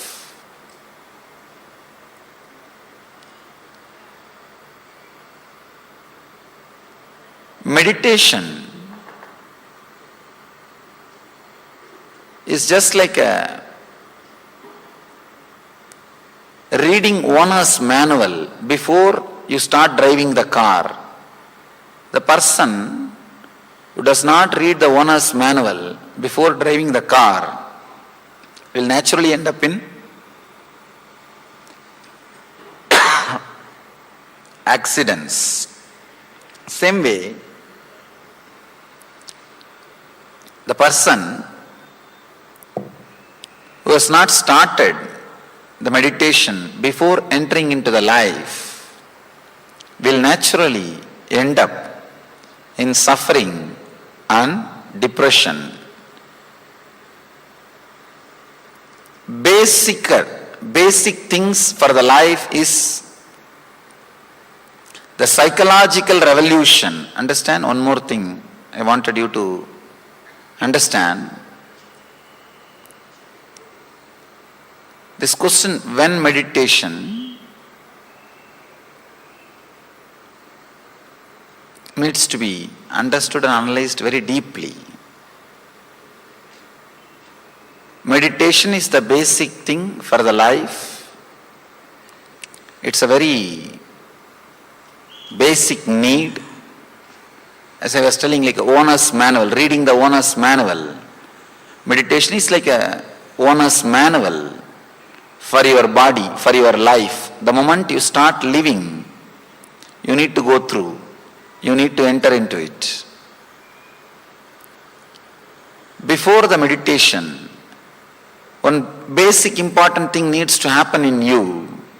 Psychological revolution means understanding about self, world and God. As on now, the understandings we are carrying are insufficient. They are not able to give a rest in your system. Understand? When I say the word psychological revolution, I mean having a clear understanding about the self, world and God, the source of the self and the world, God.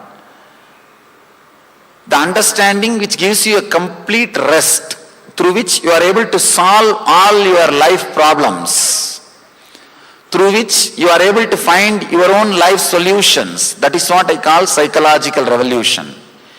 If you are able to find solution for all your day-to-day problems by the understanding about you, world and God, you had psychological revolution.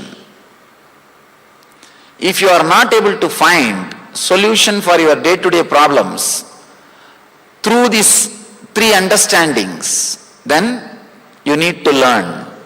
Only a person who went through psychological revolution can meditate. Till then, any technique you try. People come and tell me, Swamiji, the moment I close my eyes, I get more number of thoughts than before meditation. If I am doing something, I have less number of thoughts. The moment I close my eyes and try to meditate, I have more number of thoughts, I have more problem. Means the psychological revolution has not happened. Psychological revolution is a basic need for meditation.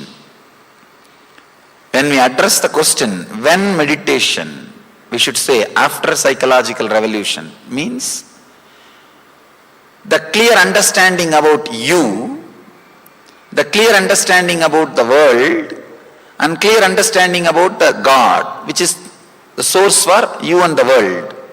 You may think, if I have that clear understanding about all these three, then I don't need meditation. I can say it's like a vicious circle. If you don't have that clarity, you can't meditate. If you can't meditate, you will not have clarity. It's like a vicious circle. If you add clarity, that clarity will lead to meditation. Meditation will lead to more clarity. It will become virtuous circle. Instead of going through the vicious circle, moving towards the virtuous circle. If I have to give one more a simple example, this dream state, constantly penetrating into the waking state and unconscious state, is what leads to more and more misunderstanding, more and more dullness, more and more lethargic feeling, more and more tamas. That's what we call pravritti. Traveling towards suffering. If the turiya, the blissful state, penetrates the waking state and deep sleep state, that is what we call nivritti, moving towards the fulfillment. This is virtuous circle. The clarity leads to meditation, meditation leads to clarity, leading one to another.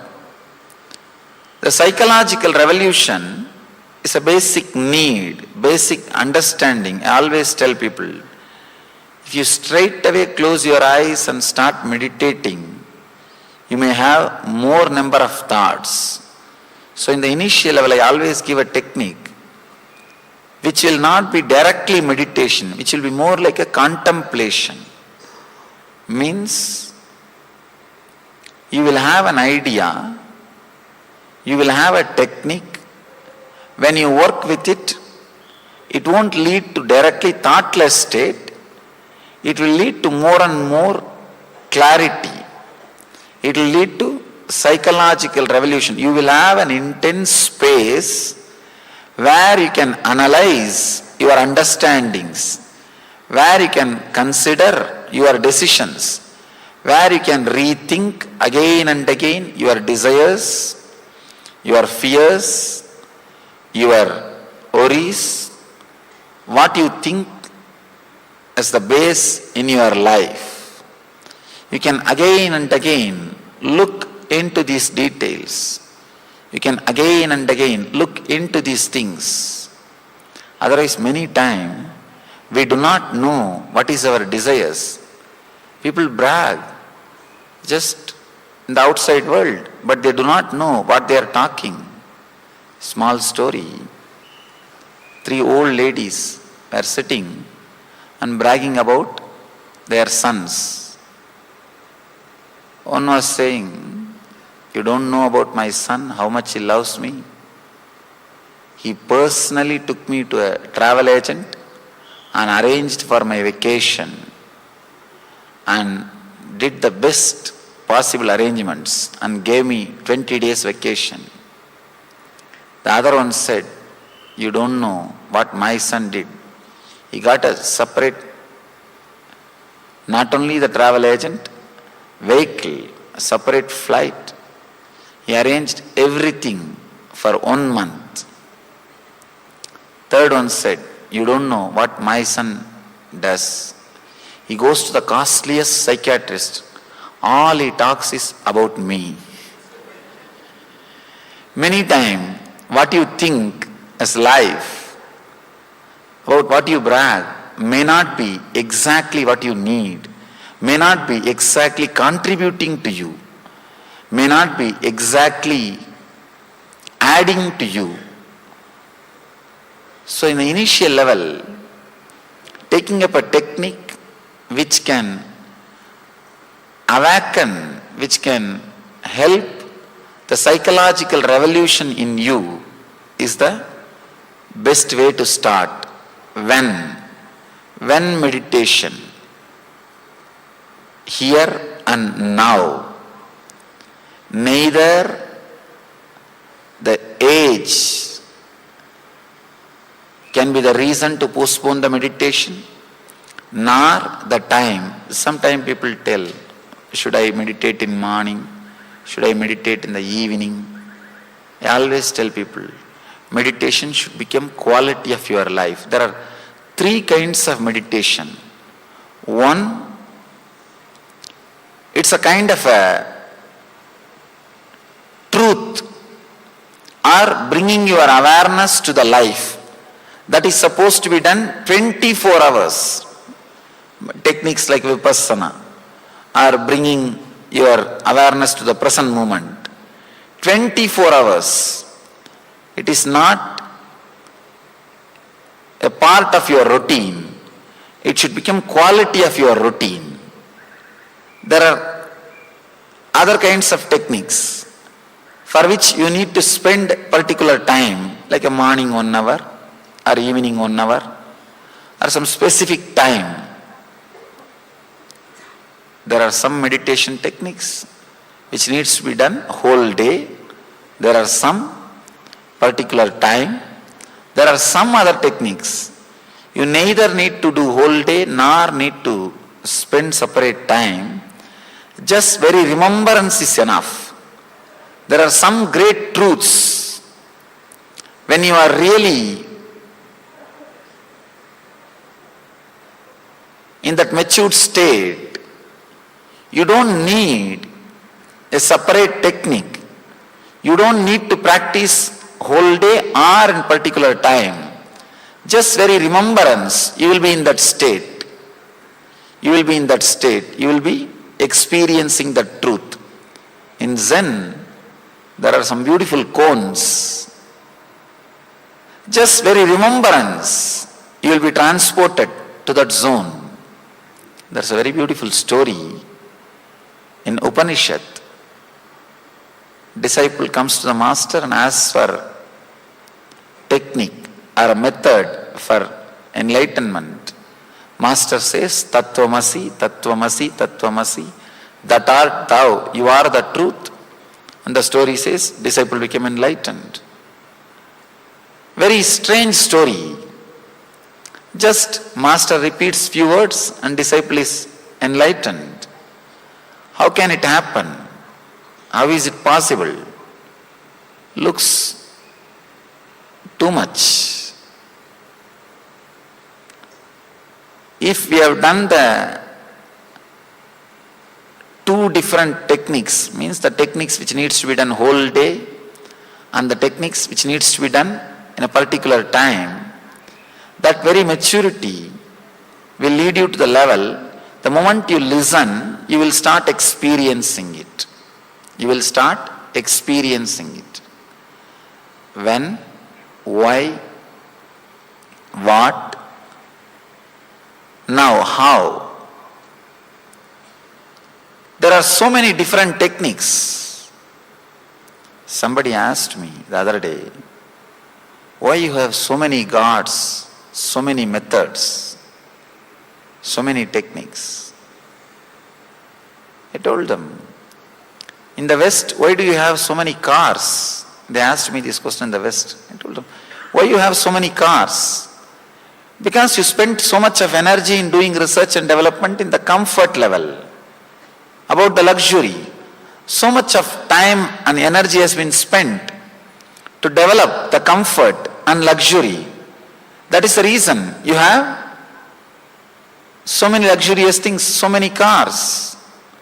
Same way, in the East, we spent so much of time in thinking and doing research and development how to raise the consciousness. Because we have done so much of research and development, we have so many methods, so many techniques, so many gods, so many paths. All those things are available to us because we have done so much of research and development. We have hundreds and thousands of techniques in front of us, so many methods. We will see 3 techniques. Each day we will do one technique. Today we will do one technique. Working on our mind, inner chattering. Tomorrow we will do a technique to release the engraved memories. Day after tomorrow we will do a technique to go to the deepest silence or the core of our being. When, why, how, what? All these basic questions about meditation.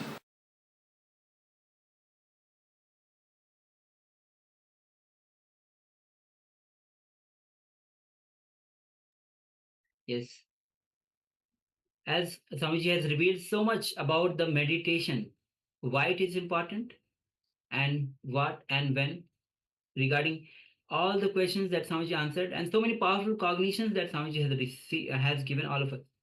If you have any questions or you want to share any powerful cognitions, clicks that you received, please let us know. Please, you can put down in the comment. All the YouTube and Facebook participants and the Zoom participants, please share among all of us. Let us know. So keep participating, keep engaging, so that we know that how much you are getting throughout the sessions. If any questions you have, please let us know, so we can guide you through. If any questions and that needs to be answered, that you need help for, please let us know. So one of the things that was covered by Swamiji was in terms of why meditate. So the very reason why we meditate is to raise the frequency of our consciousness. So Swamiji beautifully tells we need to meditate in order to raise the frequency of our consciousness. Swamiji told us about the 4 different states of that we are in.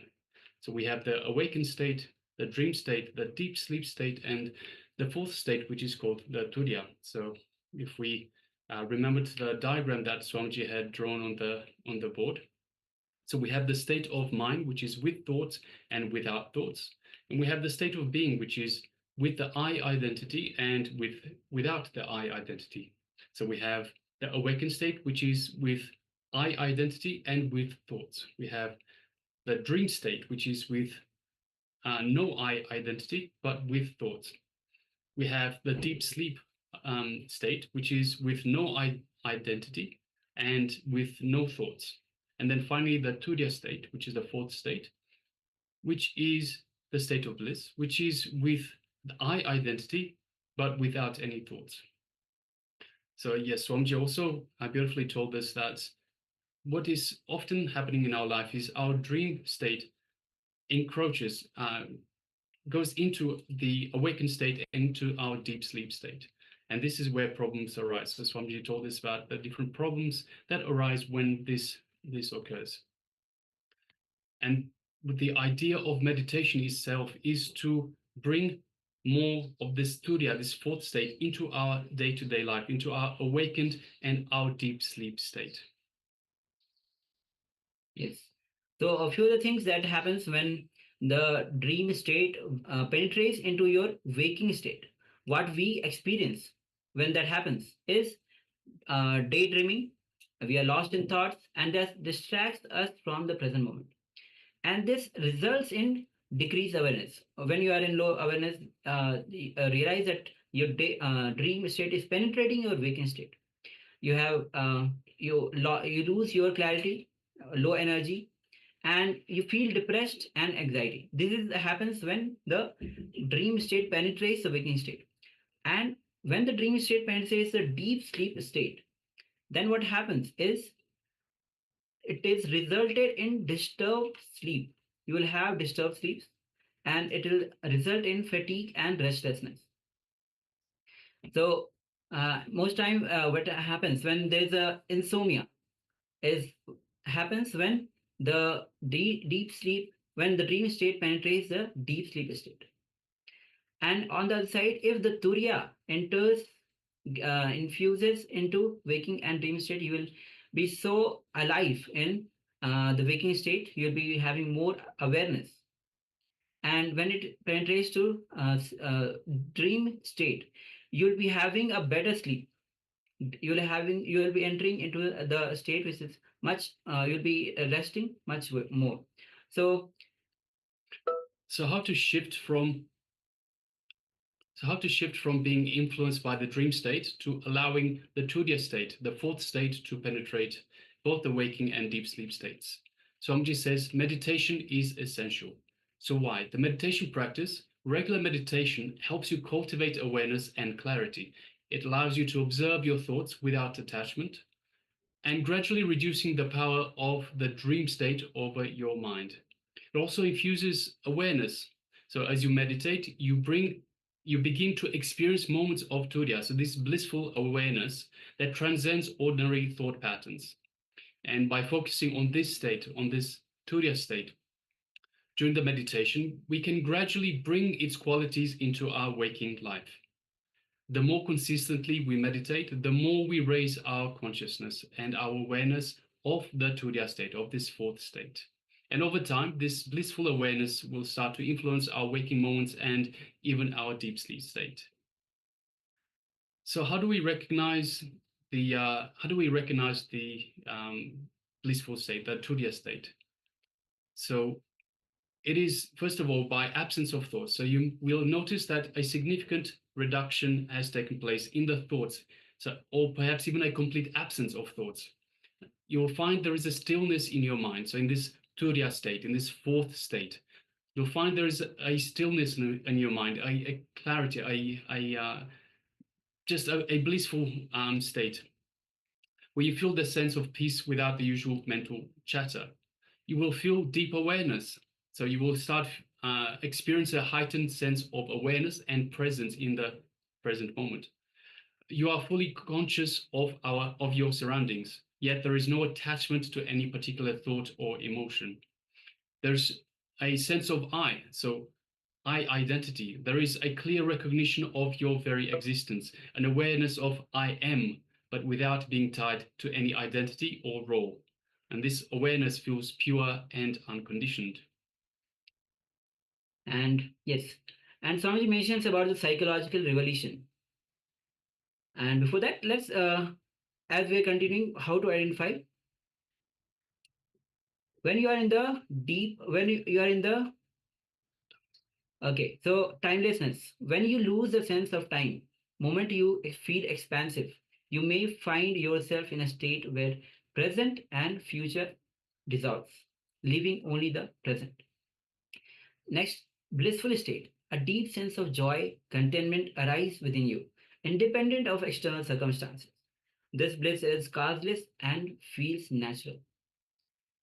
and unless space experience, you feel detached from the desires, fears, and outcomes. There is a sense of freedom and emotional and freedom from the emotional burden, allowing you to be simply unity with the existence. You may experience a profound connection with everything around you, a feeling that all beings and experiences are interconnected. And when your senses may feel more acute, with colors appearing brighter, sound sounds clearer, and overall enhances the appreciation for life. This is the heightened perception. So we'll be entering into the various meditation techniques. Swamiji will be guiding us through this. And Swamiji, one more thing mentions about the psychological revolution, which forms a fundamental understanding of the essence of life and achieving enlightenment. So it involves a profound shift in your perception of three key aspects, which is Jiva, which is the individual self, Jagata, the world, Ishvara, the God. So Jiva, which is the individual self, represents the individual consciousness, unique identity you perceive yourself to be. To undergo the psychological revolution, you must gain clarity about who you are, who you truly are, beyond any social conditioning and mental constructs. This allows This allows you to connect with your authentic self, free from limitations imposed by external influences. And next is Jagat. Jagat refers to the external reality or the world around you. It encompasses all the experiences, relationship, and interactions. Psychological revolution involves recognizing that the world is not separate from you. It is a reflection of your inner space. By understanding this connection, you can navigate life's challenges with greater ease and wisdom. Third is Ishvara. Ishvara symbolizes the divine source, the ultimate reality from which both Jiva and Jagat arises. Understanding Ishvara means recognizing that there is a higher consciousness that connects all beings and experiences. This realization fosters a sense of unity and purpose in life.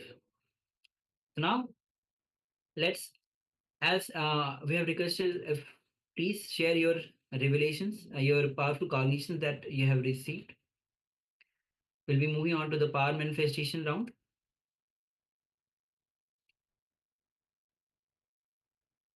Yes, so the power manifestation that we'll be going through today is thought current scanning. So what we'll be doing is, so we'll play a little bit different today. We will be looking at an image. So we'll choose an image.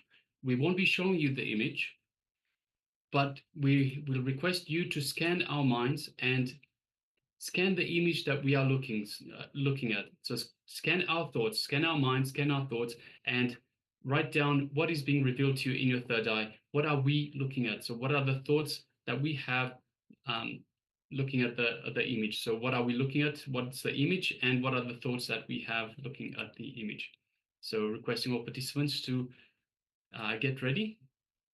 Give us just one moment. We'll be selecting an image to look at. Okay. So we have selected an image. So let's just give us all a thumbs up if you're ready to go. So if you're ready to go, give us a thumbs up. Let's first of all remove all identities that we have about ourselves. Let's remove all the thoughts. Let's just drop any thoughts that come up, any labels about our identity. Let's just drop it at Swamiji's feet. Let us have a clear mind. Let's invoke Swamiji in our inner space and visualize Swamiji in our third eye. Begin chanting the Mahavakya. Om Nityananda Paramashivoham. Om Nityananda Paramashivoham. Om Nityananda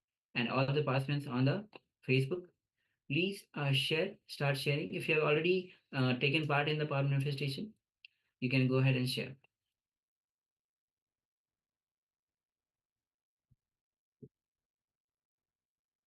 We already have one sharing from Amrita Vandini. She says green, grass, yellow, flower, and deity. Great. Thank you for sharing, Ma. And also requesting, because you are there most of the time in the session, so take part in the sessions. Yes, Ma. Ping Lu shares water, ship, bridge, and rain. Thank you for sharing, Ma. So shortly we'll be verifying these, the results. We'll be displaying the image that we projected earlier. We're now just waiting on a couple more people to share. So we've had a number of people participate in the power manifestations, requesting all participants, please share everything that you have been shown. So don't judge, do not have any self-doubt, do not engage the mind, just anything that you have seen through your third eye, just simply write it down. And requesting other participants to switch on their cameras all the time when you're there in the session. Even for a while, if you are moving, make sure the cameras are on, and have the water with you all the time. Okay, so let's move to the verification.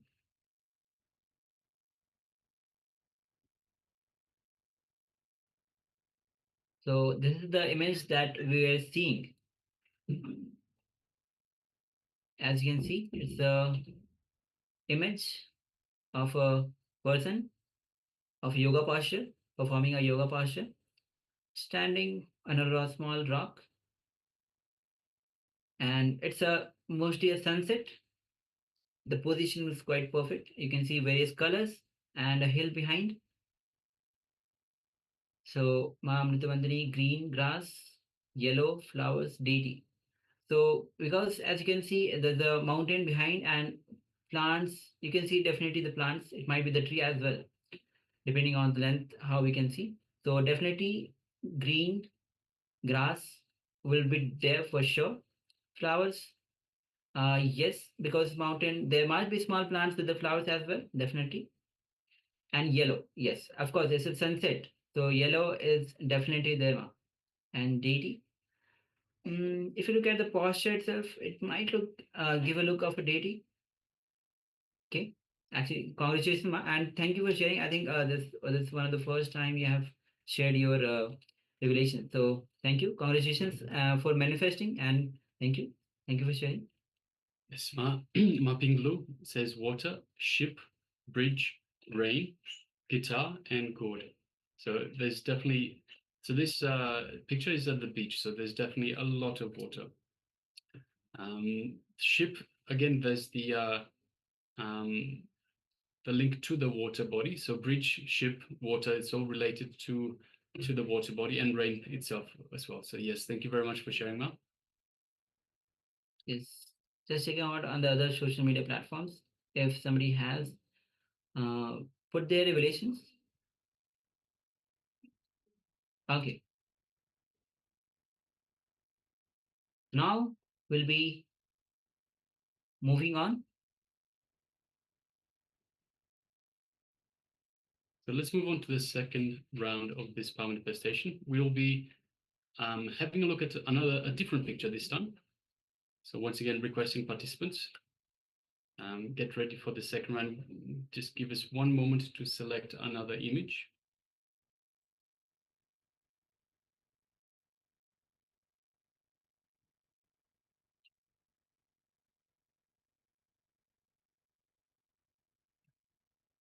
All right, so we've selected an image. So once again, let's get ready. Let's invoke Swamiji in our inner space. So just in this area of the chest, just below the chest. So let's invoke Swamiji. It's the Ananda Gandha, the solar plexus region. So feel Swamiji, fill your entire inner space. Feel the warmth, feel the love that Swamiji radiates. Let's connect to Swamiji in our third eye.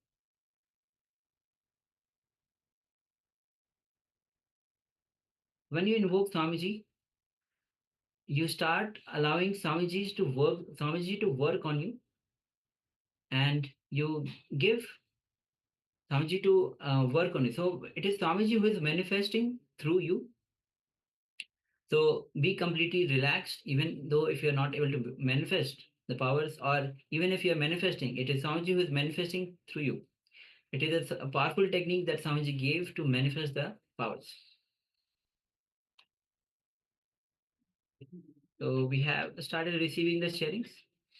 Ma Pinglu says, green mountains, canyons, waterfalls. Yes, canyons and waterfalls. Great. Thank you for sharing. Thank you for sharing, Ma. And Ma Amrita Vandini shares green and peacock. Yes, thank you for sharing, Ma.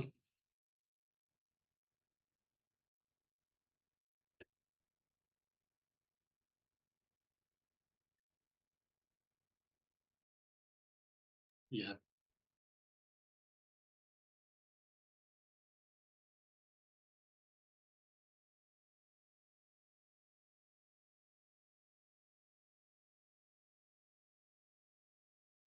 Okay, so now let's verify the power manifestation. We'll be projecting the image which we were looking at, and let's see the verification.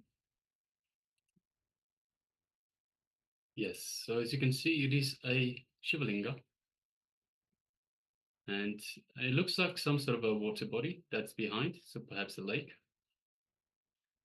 And it looks like the Shivalinga is standing on the earth, on the ground itself. It looks like the ground itself is wet, so the water level would be higher at some point. Also on the left-hand side, it looks something like perhaps a conch or a silver ball or some sort of a ball. And you can see some lights in the background, and perhaps what could be a road at the back. So the background is a little bit blurry, so we can't tell too much detail in the background. But in the foreground, we definitely have the wet earth that the Shivalinga is situated on. Yes. So Mahabhinyu shares green mountains, canyons, waterfalls. If we cannot see directly mountains in this picture, but we can interpret that because the Shivalinga is lying down on the ground, and there's on the sides the huge walls. We may interpret that as mountains. Waterfall, of course, as you can see behind, there's water, a lot of water. So there might be a waterfall. Yes, and we're not sure. So in terms of canyons, we're not sure. We don't see that detail here, Ma. But yeah, definitely water. So there's definitely a water body behind, and it might be part of a waterfall as well. But we don't see that detail in this picture. Yes, Ma Amrita Vandini says green and peacock. So yes, we don't seem to have. There's a tinge of green to the gray that we see in the background. That's a little bit blurry, so we can't really tell. So there might be green, perhaps trees or vegetation around, but we don't see that detail in here. So yes, thank you very much for sharing, Ma. Yes. So with this, we'll be moving on with the next session, and which is going to be on question and answer on effective meditation practices. And Swamiji will be giving in detail, revealing all of us on this question answer. There will be participants. The questions itself will be asked by the various participants. So all the doubts, all the questions that you have, pay attention to it, because all the questions that you have might be answered already in this revelation. And of course, we request participants, if you are keeping a booklet with and a pen next to you, please, any questions that you have, please write it down so you can ask at some time later or at any time during the program. So please have your pens and paper and pens ready so you can write down any powerful clicks as well, powerful cognitions, and also any questions that you might have for us to address, for us to answer, to clarify any information. So now let's all come to the space of listening, and let's hear from the Supreme Pontiff of Hinduism on this questions and answer section.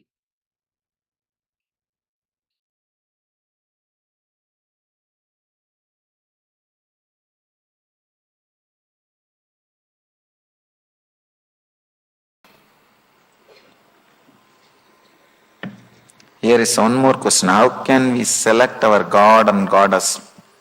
We are confused because more deities in our tradition. I always tell people,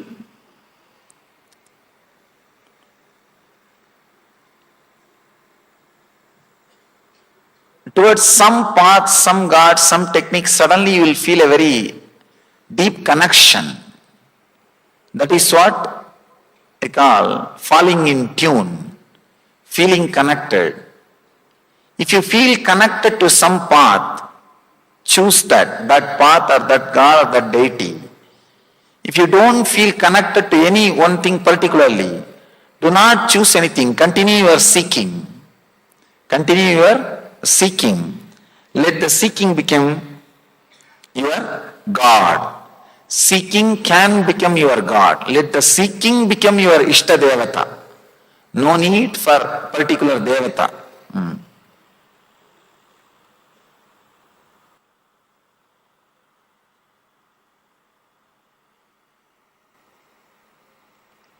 She's asking, I have longing for chanting Sahasranamas, but my concentration is scattered.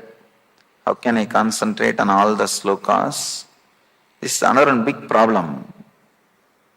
Sometime you will enjoy some stotras and chanting. Then you start deciding, oh, such a ecstasy and bliss and joy. I should have this always. Let me start chanting every day. No. You missed the whole thing. The moment you decide, let me chant every day, you created a routine. Understand? Bliss happens to you when you are in choicelessness.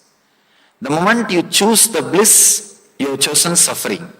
Because all choice, including choosing bliss, is choosing suffering. Because choice is suffering, choicelessness is bliss. The moment you choose, now I am going to do every day this, you made that as a routine. I have seen people chanting Sahasranama. They will start with full speed. Vishram Vishnur Vashatkaro Bhuta Bhavya Bhavat Prabhu. After 2 page, speed will increase. After 3 page, I have seen, they will be just seeing the number continuously. Oh, still 700 is there. Still 300 is there. Still 400 is there. Still 100 is there. I always tell people, do not bother about completing this 1,000 names and all. Take up a book. God is not sitting there and counting like a bank balance. Have you done all 1,000 names? Forget about it. No. Just sit with a real beautiful mood, with a very loving way. If you can chant even 5-6 names, perfectly all right, okay. That's enough. The moment you feel bored, close the book and stop it and say namaskar and move. Do not do chanting or puja when you don't feel connected, when you don't feel the joy. If you are doing it without feeling the joy, you are abusing it. Chanting some mantra, chanting some sloka without feeling joyful, without being in ecstasy, is naturally abusing. Here you are saying your concentration is scattered. It means what? You are not enjoying. The moment you feel you don't enjoy, relax, stop. No need. No need. Do not do it for the sake of accounts.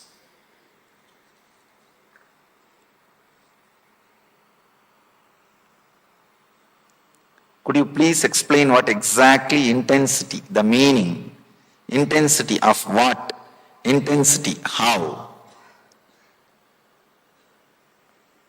When people ask me about intensity, I tell them, feel intensely that you are not having intensity. That's all. Just feel, see, usually we feel that terrible restlessness towards the outer world. I have not done this, I have not done that. That same restlessness, if it is directed towards the inner world, it is called intensity. You do not know what is happening, you do not know what should be done, but a deep dissatisfaction about what is there in your inner space, that is what I call intensity. You may be thinking, I am supposed to teach satisfaction. Why am I teaching dissatisfaction? I tell you, first thing, your dissatisfaction functioning towards the outer world has to turn towards the inner world, then it will lead to satisfaction. First thing which needs to happen is not satisfaction, the direction turning, the psychological revolution. Restlessness should become intensity. If it is towards the outer world, your consciousness, if it is constantly moving towards outer world, it's called restlessness. If it is moving towards the inner world, it's called intensity. The meaning of the intensity is feeling that something needs to be done immediately to break free from the clutches, or to break free in the inner world. Intensity of what? Do not bother about what. It should become quality. Anything you do, if you touch something or somebody or some object, let the intensity be there even in the touch. If you are talking, let the intensity be there. In everything, in your relationships, in your decisions, in your memory, in your thinking, in your desires, even in your fears, let you be intense without escaping from this moment. That is what I call intensity. You are saying how. If I give the method how, the whole intensity will be lost. Intensity will increase when you have the desire but not technique. That's the right way to develop intensity. The moment a technique is given, your mind will start working around the technique. Technique sometimes gives an escape, gives a method to escape for your mind. Your mind will start saying, oh, I have done the technique, that's all, that much only maximum can be done. Nothing else needs to be done. That's why in Ayurveda, when we give medicines, we say this medicine is not enough. Whole day you need to work with this medicine, means whole day you need to be intense, telling your body and mind to heal itself. Technique is not like allopathy medicine. You will swallow and forget about everything. You will say this much only can be done, what else to do? That's all, I have done what I can do. No. Sometimes the desire should be awakened. The desire or seeking should be awakened towards the inner world. And the person should not use any technique. Only then that seeking will start radiating in every action. The technique should not curtail or stop your seeking, reduce your seeking. It should deepen your seeking.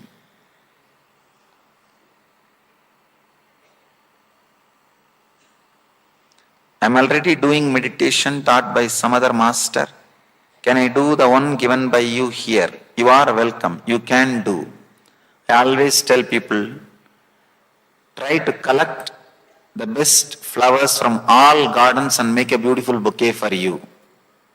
You do not have to think, if I learn from one source, I should not learn from the other source. No. It's not like a shop. If you come to this shop, don't go to that shop. No. Go to all possible sources and learn all the best things. Pluck all the best flowers and make a beautiful garland for you. I always tell people, your ego is such, it cannot be broken by one master. Now you need so many blows from so many different directions and so many methods from so many different sources.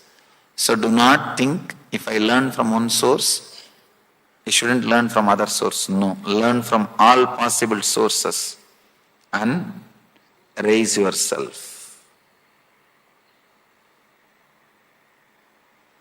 Should we focus on ourselves while doing action or merge completely in action? Which one leads to meditation? First thing, you cannot completely merge yourself in action, in inaction. Because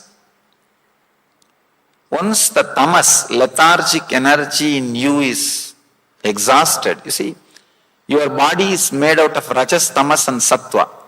33% peace, silence, intelligent energy. 33% restless, very aggressive energy. 33% lethargic, very sleepy, low, kind of a resting energy. After the 33% of lethargy is exhausted, you will not be able to be in inaction. People come and ask me, if I start meditating, will I just leave my job and just rest? No, you cannot. You cannot. I tell them, if you have that fear, just take vacation, lie down for 10 days, you will understand. 11th day, you will run for your job. You will run for your job. That is not going to be the end. That is not going to be the solution. No need to completely merge in inaction. I can tell you, neither you need to bother about action nor you need to bother about inaction. All you need to bother about psychological revolution. What goes on inside you whole day, that is what you need to attend. You need to put your awareness only on that. When you can drive your car in the dream state, that is what you do usually. Why can't you drive your car from the Turiya state? Even though you think you are doing your actions in the waking state, 80% of your actions are done by the dream state overtaking the waking state. Instead of that, let the 80% of your actions be done by the Turiya state overtaking the waking state. That's all you need. There is nothing else. These are the questions which happens before even you enter. These are questions like hypothetical questions. Somebody came and asked me, if everybody becomes Swami, how will the world run? I asked him, if everybody dies, how will the world run? He said, no, everybody won't die. He said the same thing. No, everybody won't become. That's all. Hypothetical questions cannot be answered. I told him, do not bother. God is not depending on you to run the world. He is not depending on you to create mantra, chanting some sloka without feeling joyful, without being in ecstasy, is naturally abusing. Here you are saying your concentration is scattered. It means what? You are not enjoying. The moment you feel you don't enjoy, relax, stop. No need. No need. Do not do it for the sake of accounts.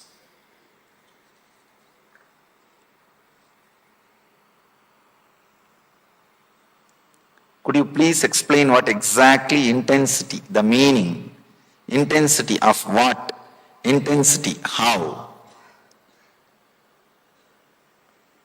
When people ask me about intensity, I tell them, feel intensely that you are not having intensity. That's all. Just feel, see, usually we feel that terrible restlessness towards the outer world. I have not done this, I have not done that.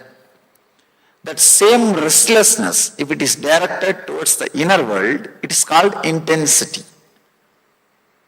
You do not know what is happening, you do not know what should be done, but a deep dissatisfaction about what is there in your inner space, that is what I call intensity. You may be thinking, I am supposed to teach satisfaction. Why am I teaching dissatisfaction? I tell you, first thing, your dissatisfaction functioning towards the outer world has to turn towards the inner world, then it will lead to satisfaction. First thing which needs to happen is not satisfaction, the direction turning, the psychological revolution. Restlessness should become intensity. If it is towards the outer world, your consciousness, if it is constantly moving towards outer world, it's called restlessness. If it is moving towards the inner world, it's called intensity.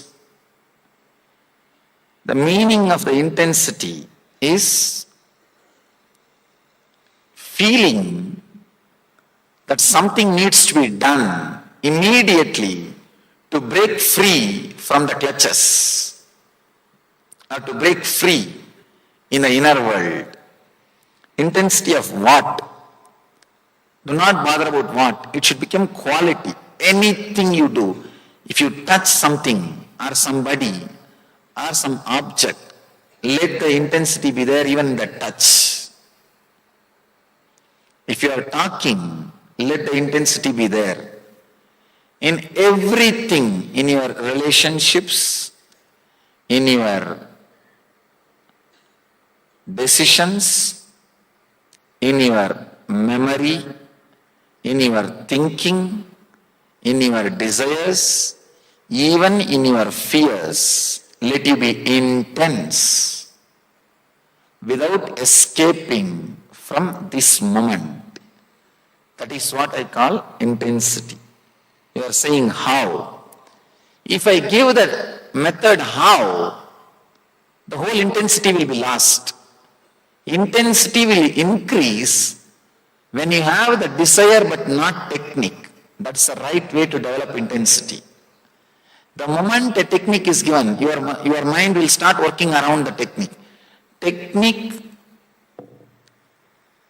sometimes gives an escape, gives a method to escape for your mind. Your mind will start saying, oh, I have done the technique, that's all, that much only maximum can be done. Nothing else needs to be done. That's why in Ayurveda, when we give medicines, we say this medicine is not enough. Whole day you need to work with this medicine, means whole day you need to be intense, telling your body and mind to heal itself. Technique is not like allopathy medicine. You will swallow and forget about everything. You will say this much only can be done, what else to do? That's all, I have done what I can do. No. Sometimes the desire should be awakened. The desire or seeking should be awakened towards the inner world. And the person should not use any technique. Only then that seeking will start radiating in every action. The technique should not curtail or stop your seeking, reduce your seeking. It should deepen your seeking.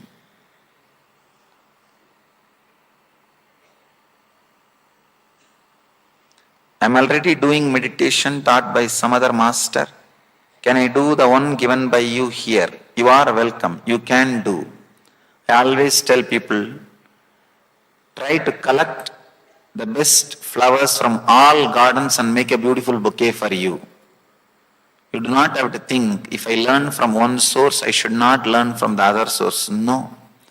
It's not like a shop. If you come to this shop, don't go to that shop. No. Go to all possible sources and learn all the best things. Pluck all the best flowers and make a beautiful garland for you. I always tell people, your ego is such, it cannot be broken by one master. Now you need so many blows from so many different directions and so many methods from so many different sources. So do not think, if I learn from one source, I shouldn't learn from other source. No, learn from all possible sources and raise yourself. Should we focus on ourselves while doing action or merge completely in action? Which one leads to meditation? First thing, you cannot completely merge yourself in action, in inaction. Because once the tamas, lethargic energy in you is exhausted, you see, your body is made out of rajas, tamas and sattva. 33% peace, silence, intelligent energy. 33% restless, very aggressive energy. 33% lethargic, very sleepy, low, kind of a resting energy. After the 33% of lethargy is exhausted, you will not be able to be in inaction. People come and ask me, if I start meditating, will I just leave my job and just rest? No, you cannot. You cannot. I tell them, if you have that fear, just take vacation, lie down for 10 days, you will understand. 11th day, you will run for your job. You will run for your job. That is not going to be the end. That is not going to be the solution. No need to completely merge in inaction. I can tell you, neither you need to bother about action nor you need to bother about inaction. All you need to bother about psychological revolution. What goes on inside you whole day, that is what you need to attend. You need to put your awareness only on that. When you can drive your car in the dream state, that is what you do usually. Why can't you drive your car from the Turiya state? Even though you think you are doing your actions in the waking state, 80% of your actions are done by the dream state overtaking the waking state.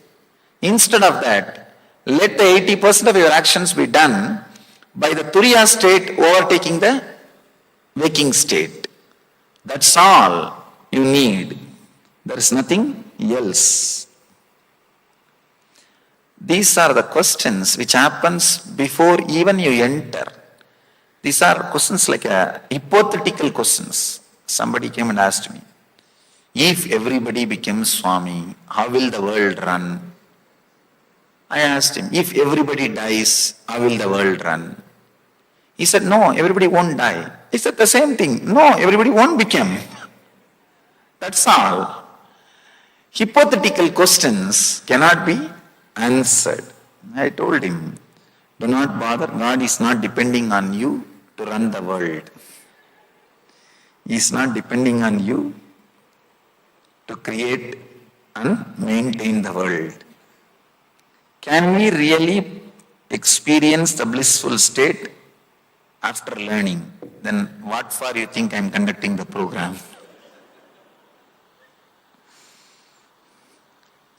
He is asking, can we really experience the blissful state after learning these meditation techniques? Then What do you think I am sitting and doing here?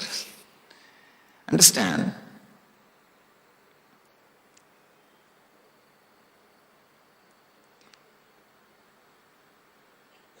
Person who creates a formula to reproduce the experiences of the outer world is a scientist. Person who creates a formula to reproduce the experiences of the inner world is a mystic. He is the master. These methods, the techniques which you are going to learn these 3 days, are time-tested, foolproof, created after a great research and development by thousands of masters in thousands of years of research and development, and verified and experienced in my own personal life. So be rest assured, be intense. That's all I'm asking you. That's all you need to do. Nothing else. Just be intense. You will see, you will experience what has happened in my very inner space, in your inner space. Is the psychological revolution you refer to is Sankhya Yoga, Sankhya knowledge of self, Yoga renunciation of the fruits of actions.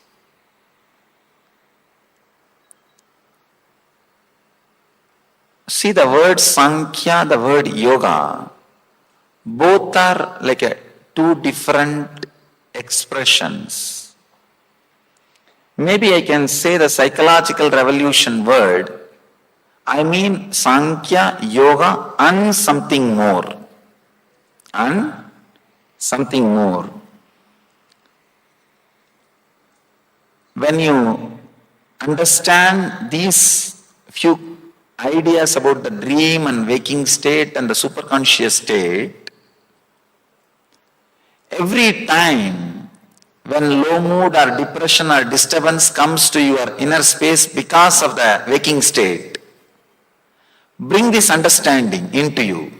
Use this like a key and allow that psychological revolution to happen. You will see, not only you will come out of the problem, even 2-3 times if you come out of your sufferings, you will have so much of courage and energy to apply these techniques again and again, to evolve yourself again and again. Beautifully Krishna says, Uttared Atmanatmanam Atmanam Avasadayet. Let you raise yourself by yourself. If you raise yourself by yourself, you are the best friend for you. If you don't raise yourself by yourself, you are the worst enemy for you.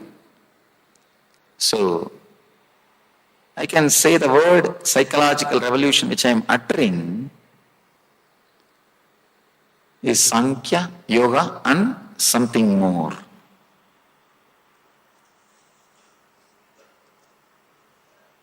I have learnt Vipassana, but I am unable to practice it effectively.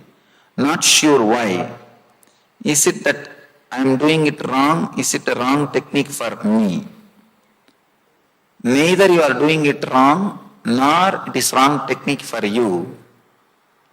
The when means the time you learned is wrong. First, you should have learned the psychological revolution, clarity about you, world and God. Then technique should have been added to you. Without the clarity, if the technique is directly added, it leads to boredom, dullness, and naturally you drop the technique. I always tell people, any study, any journey you undertake, any book you start reading, even if you don't understand single word, do not skip. If you don't understand single word and skip, slowly you will see that words which you did not understand will become more and more like a load, and your very interest in further reading will disappear.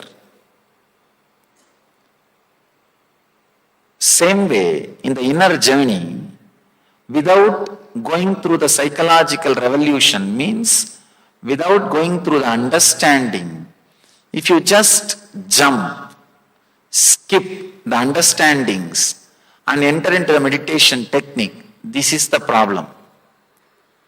Even when I speak and explain the concepts, I have seen many people thinking and sitting, it's okay, what all you are telling, it's okay, Swamiji, let's go to the technique, Swamiji. I have seen people telling me, I understand, Swamiji, let's go to the technique. They think they are very intelligent.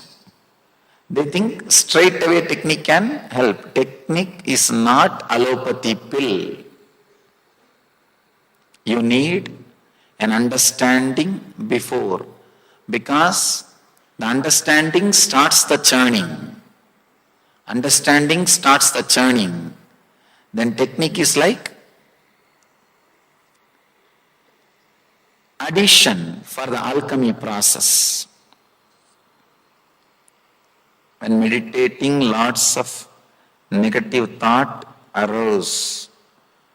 Whether it will come to reality, don't bother about it's coming to the reality. You are not that powerful, fortunately.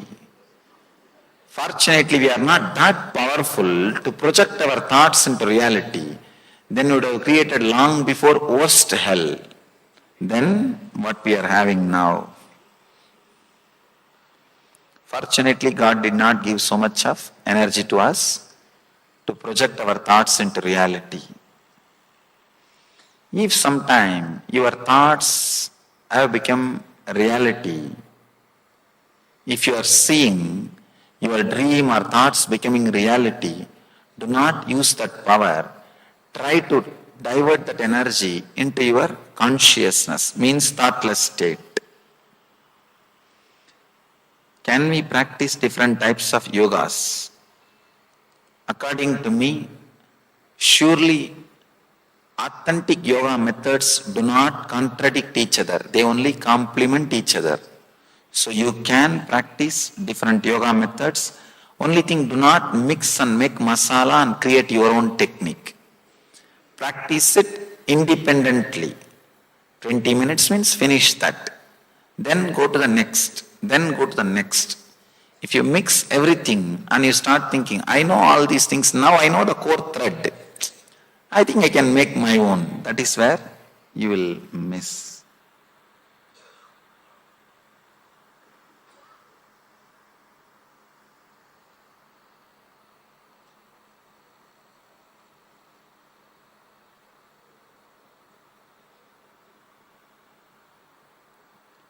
Somebody is asking a personal question about their sickness after the meditation. You can come here for the darshan. That time you can ask me. Maybe I'll be able to heal or help or answer whatever I can. I'll surely try to do. You said karma means unfulfillment of desires and experiences. But if we suffer from poverty, illness, our saint elders says, it is because of karma. Swamiji, please answer, will any soul or being willing to experience poverty or illness, is this become an unfulfilled desire? Please clarify. First thing, I wanted you to be very clear. If somebody is in poverty, they consciously chose it. Please understand, even if it hurts you, I have to tell the truth. That is why I am telling. Let me give you one small incident. It really happened in my life. It's a little mystical,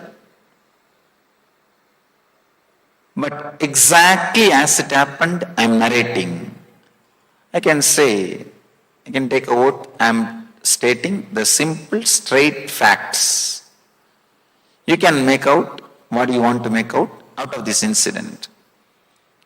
In USA, one child, autistic child was brought to me for healing.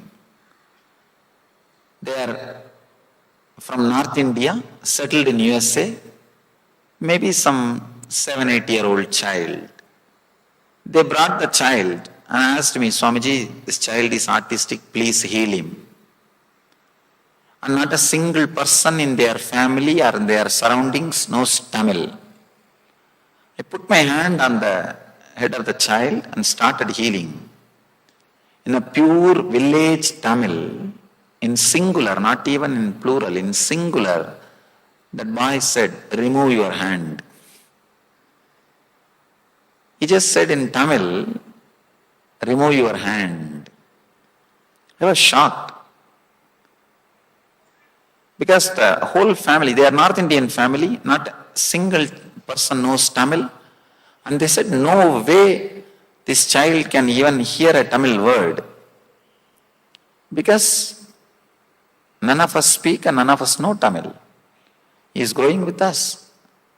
I thought maybe some spirit or ghost has possessed him. I asked him, who is speaking? He said, I am the owner of this body speaking. Don't you understand? In Tamil he started speaking. I asked him, why are you asking me to remove my hand? I am healing you. He said, I don't want to be healed. It's not your business. Just get out. I was shocked. He said, I do not want to take the responsibility of my life, going through the regular routine. I just wanted a life, comfortable life, somebody taking care of me. That's why I took this kind of a body and mind. I was shocked. I told, that is okay. Your freedom. But your parents are such nice people. Why are you torturing them? Why did you took birth? They are such nice people. He said, I took birth because they are nice people. They will take care of me. They will not put me in the hospitals or asylums or somewhere else. They will take care of me. That's why I took birth in their family. This incident gave me a very big opening or clarity. Every soul, consciously or unconsciously, knowingly or unknowingly, chooses its place, birth and the lifestyle. That is what we call prarabdha. When you come down, create the body, you design. For some people it hurts. Understand? It hurts because you are not able to tolerate that you chose what you are having now. I tell you, we choose poverty sometimes because it's a big freedom. With wealth, too much of responsibility is there. It's a big bondage. So understand, start looking into yourself, why you chose what you chose. Maybe that can help you to enjoy and celebrate what you chose. Instead of constantly turning your attention and awareness towards cursing and abusing what you chose, if you start looking why you would have chosen what you would have chosen, you will see suddenly new things revealing, and you are exactly where you wanted to be. You are exactly where you wanted to be. That is ultimate truth. Whether it hurts or heals, truth is truth. Usually with little passions, it heals. It never hurts. That is why I say, karma is unfulfilled desires and experiences.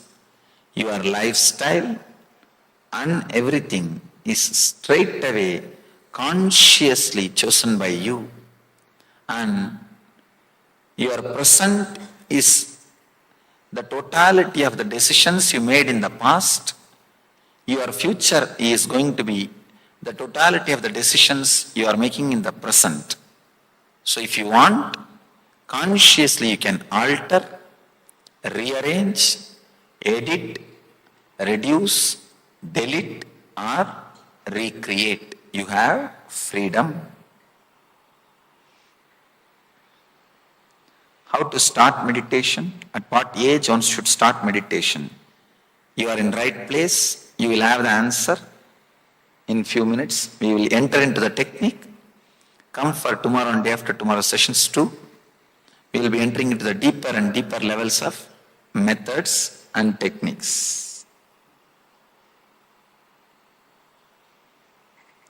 We always dream because we are away from reality, or try to achieve dream reality. If we do not dream, then what is life? This is one of the worst lie taught to you. Because your universities and schools and societies are not able to teach you superconscious state, they taught you daydreaming state. Understand? Just because they are not able to teach, just because they compromised, let you not waste your life. Let you not miss the truth. Let you not miss the reality. Life can be lived without daydreaming, with superconscious vision. I always tell people, with daydreaming, these desires, before fulfillment, they will give you a deep restlessness. After fulfilling, suddenly you will see they are showing you emptiness. With vision, means superconscious lifestyle, thoughtless awareness lifestyle, before fulfilling, those visions will empower you, will show you the direction. After fulfilling, they will give you a deep satisfaction. There is a big difference between daydream life and superconscious life. There is only two choices. Either you will live a superconscious life or daydreaming life. If you are not living a superconscious life, be sure you are living a daydreaming life. But there is a great fear. If I stop daydreaming, how will I do next planning? How will I decide how to invest? How will I decide what my plans should be next? How will I invest? How will I decide what my life should be? If it is not there, what will you do? Sometimes, if your workers or subordinates convince you, without them your business cannot run. If you are convinced, they will start exploiting you. Same way, your mind has convinced you, without it, you cannot run your life. That conviction is what I call suffering. That is what I call the root of suffering. I tell you, when I say, I really mean, you can live without your daydreaming. You may ask, then how will I plan for my tomorrow? Usually, you are not planning, you are worrying. You are not planning, you are worrying. And even by your planning, you are only reproducing your past into the future. You are limiting your growth by planning. Because you do not have courage to live with the spontaneity, to live with your spontaneous visions happening, to live with the spontaneous revelations happening. Constantly, you are struggling with your day-to-day planning and your life. People who had courage to trust their vision, their spontaneity, only they become genius. Only they become genius. Please understand, a little courage to enter into the life without daydreaming can just revolutionize. I can say this is what I call psychological revolution. Just try for 10 days. In 10 days, I don't think your whole life will be taken away from you. In 10 days, if it can be taken away, then it is not worth having. Let it be taken away. So just try for 10 days, life without daydreaming. Suddenly you will see the quality of spontaneity, and every one of you are visionaries. Because of your planning and daydreaming, the quality of having visions is suppressed. If you just remove the daydreaming, if you just remove the daydreaming and have little courage towards that quality of creating visions in you, quality of living with the spontaneity, you will see suddenly the visionary in you is awakened.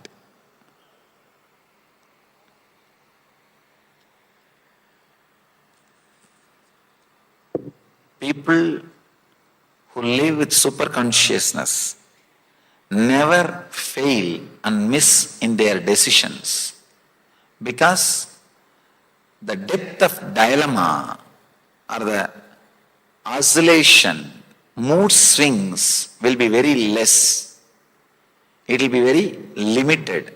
When the mood swing and the depth of dilemma is limited, suddenly you will see so much of energy is saved and decision making becomes so sharp and straight.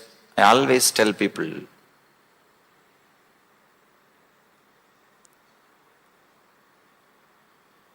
having freedom without intelligence is the worst suffering.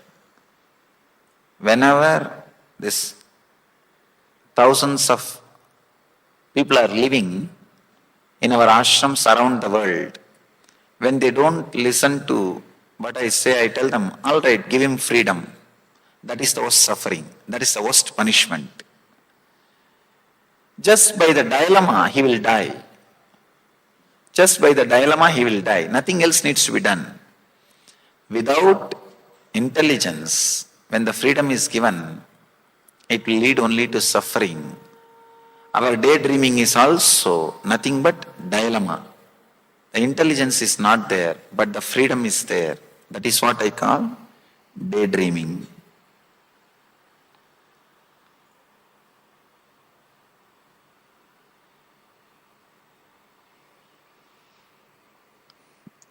Somebody is asking,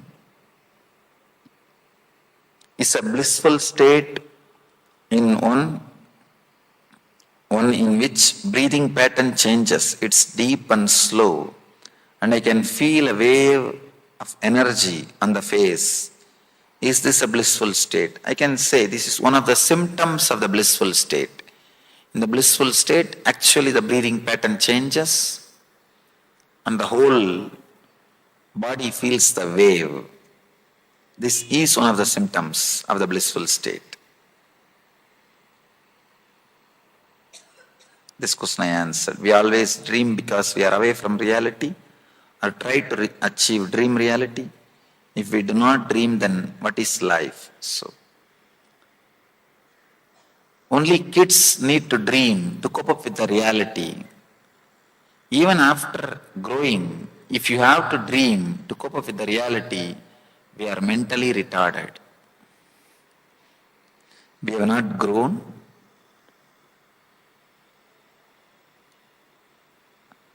After the childhood or beyond the childhood. Can the experience of enlightenment be transferred through touch? Can I enter the Turiya state under the influence of the Master?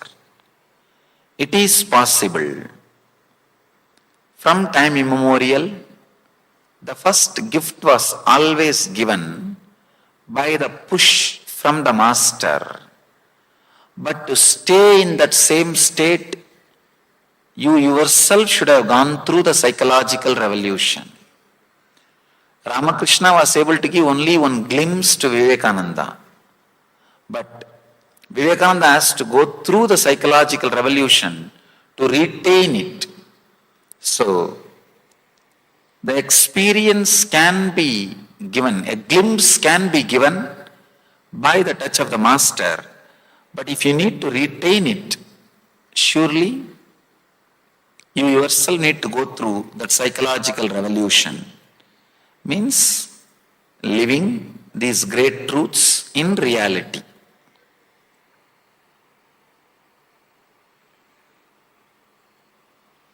If a person focuses on his work with intensity, does that person need meditation? This is again a hypothetical question. If a person focuses his work, nobody can focus without meditation. So if you think, if a person focuses, actually the question with if cannot be answered. The question with if cannot be answered. It is like a hiding. It is like if it is, if it is. The if it is cannot be added. If it is cannot be answered.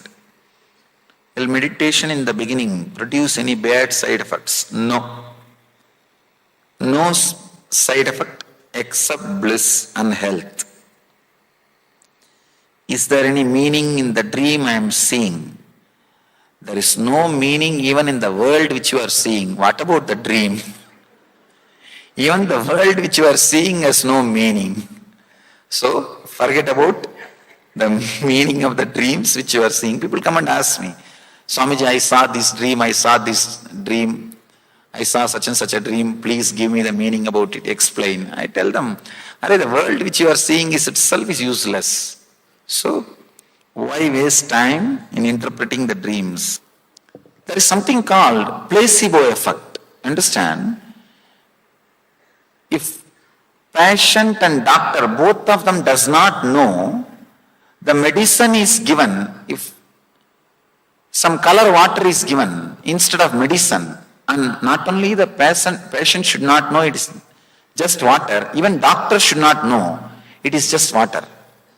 Both of them should be thinking it is a medicine, but the person gets healed. He gets the same effect of medication. This is called placebo effect. The same placebo effect, the reverse placebo effect, there is a theory, reverse placebo effect. What you know?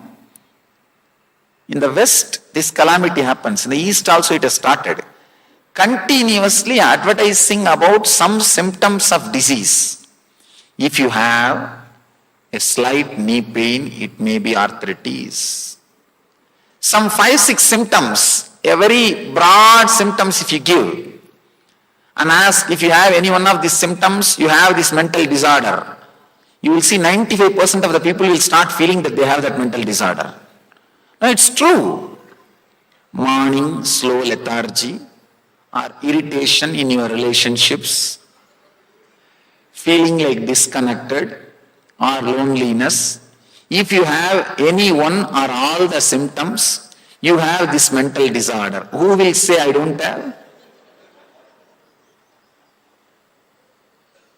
And these idiots go on preaching this nonsense.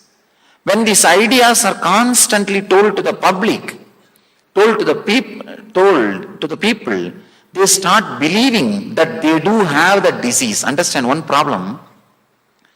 If there are 10 symptoms, and if you start connecting with the disease by saying you have one symptom, you will create all other 9 symptoms within few days. Because you are clearly, strongly believing you have that disease now. You have to express other symptoms, otherwise something is wrong. You will start thinking, oh God, other symptoms are not there, then something is wrong with me.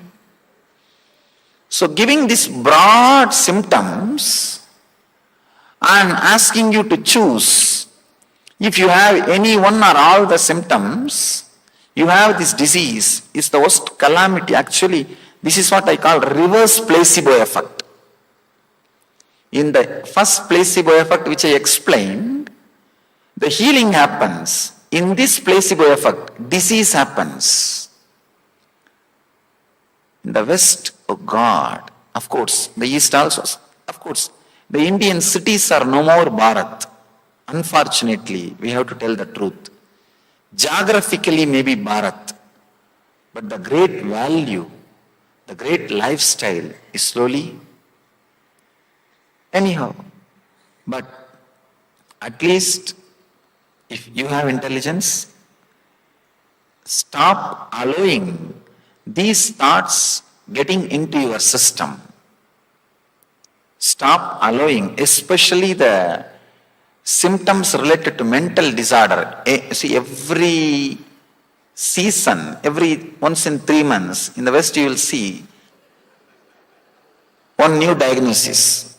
And you will see 30% of the country is suffering with the disease. And 27% of the country is suffering with the disease. I am surprised. The moment you come out with some symptom, naturally what people will think? I think I have a little irritation. 2-3 times I shouted. I do have that symptom. You just connect with your activity and attitude and see if one symptom clicks, then what happens? You start visualizing from next day all other symptoms are there in your life. And you connect every incident in your life and see. And you are very clear, now you have the disease. So I feel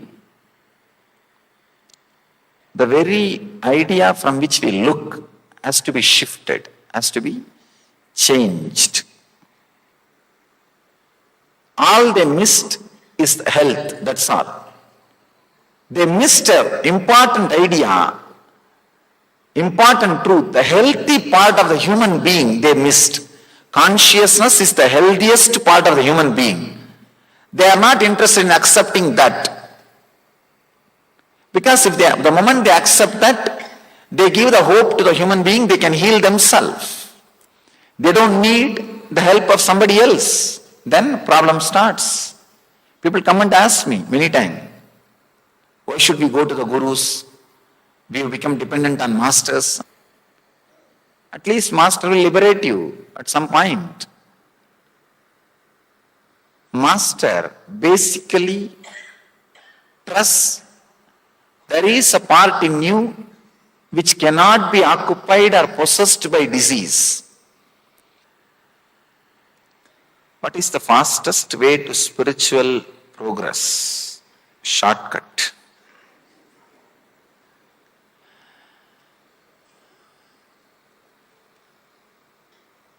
If you want an honest answer, I should say, I don't know. I don't know is the honest answer.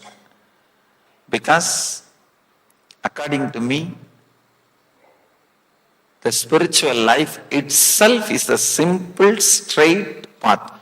See, shortest distance between 2 points is a straight line. So there is no more, there cannot be any other shortcut. Shortest distance between 2 points is straight line. So I can say, spiritual life is straight line. That is the straightest line. That is only shortest route.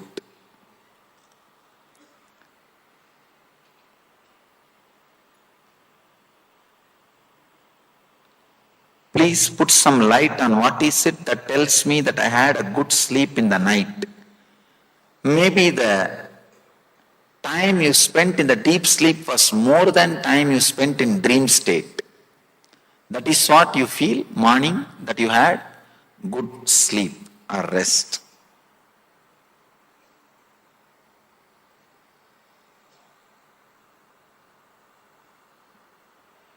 Swamiji clarified that there are so many methods of meditation, which is the excellent method.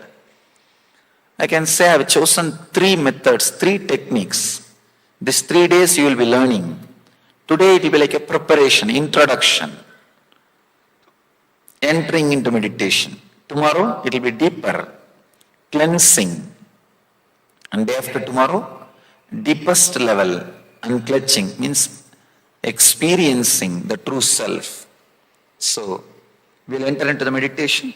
Just these few questions I'll attend, then we'll enter into the meditation.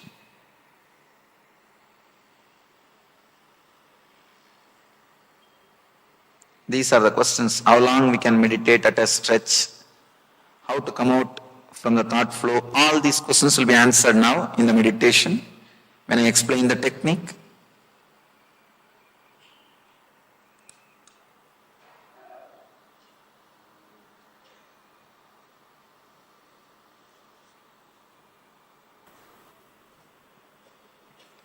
Many times dreams are considered to be the symbolizes of future happenings than what the dream is. I don't think your dream should be symbolizing your future. Your future is not that bad or that low that it can be predicted and planned in your dream. It should be predicted and planned in your waking state. Understand? If your future is planned and predicted in the waking state, you know where you are going. If it is predicted and planned in the dream state, understand, where are you going? Where are you heading? You don't even know where you are heading. I think it is very dangerous. Better not to be planning and predicting your future in the dream state.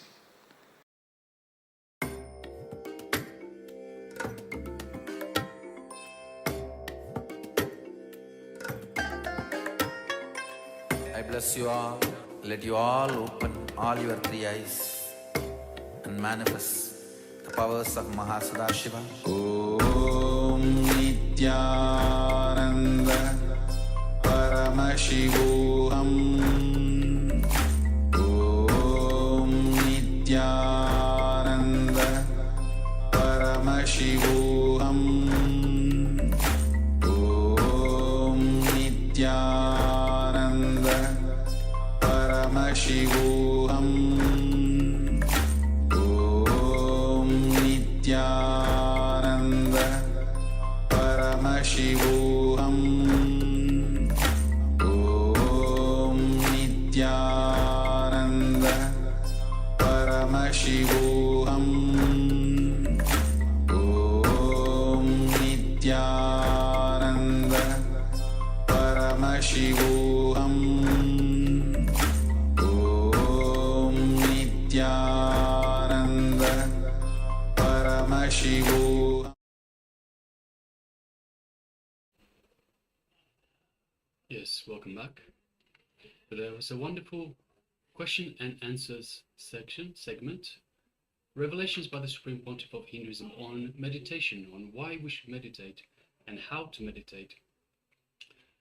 So next we'll be moving into a meditation itself. So earlier today we were talking about the Nitya meditation, about the eternal bliss meditation. The first step being the chaotic breathing. So next we'll be moving into the chaotic breathing meditation itself. So requesting all participants to please find a quiet place where you can sit and do the meditation.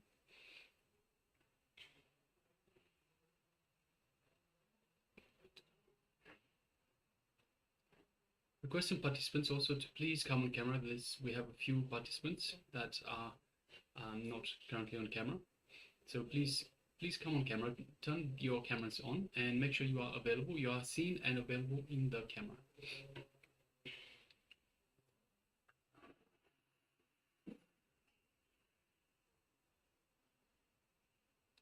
So just waiting for participants to switch on their cameras and become available. So this is the first step. We're going through the first step of the Nitya meditation. So it is a 5-part meditation. The first one being chaotic breathing. So let's just go through the instructions. So first of all, chaotic breathing is awakening and raising of the prana to its peak possibility. So we will be raising our prana to its peak possibility. So remember, prana is the life force. We're talking about the life force that we take in through the air, that we're breathing through the air itself. So awakening and raising this prana to its peak possibility. So we'll be sitting in the Vajrasana asana. So Vajrasana is where we sit on our knees. So we sit comfortably with the knees and ankles nicely tucked in behind, underneath us. So that is the Vajrasana pose. So we'll be sitting in Vajrasana with the eyes closed and with our hands on the hips. So we'll be having the hands on the hips, and the technique goes as chaotic breathing. So what does that mean? We will inhale and exhale as deeply as possible. So we'll be exhaling and inhaling deeply, but chaotically, arrhythmically. So you'll have one, let's say, for example, you'll have one short breath, one long breath, one fast breath, one slow breath. So just make sure you don't have a pattern to your breathing at all. So, for example, if I could give an example, it'd be something along the lines of. So, if you could hear, there's absolutely no pattern to the breathing at all. So the breathing will just be chaotically. No two breaths should be exactly the same. No two breaths should be the same. So entirely chaotically.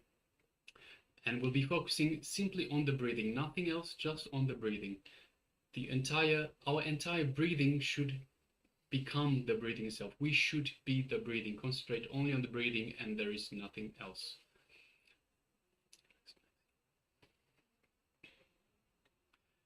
So normally in our body, the energy flows from the Sahasrara chakra down to the crown center, to the Muladhara chakra, the root center. And by sitting in the Vajrasana posture, we help the Kundalini, the energy flow, to go back up, up towards the Sahasrara chakra. So we help it in the upward movement. The energy goes back up. So once again, we will be displaying the slide on the screen for you to follow. So I request participants to now get ready.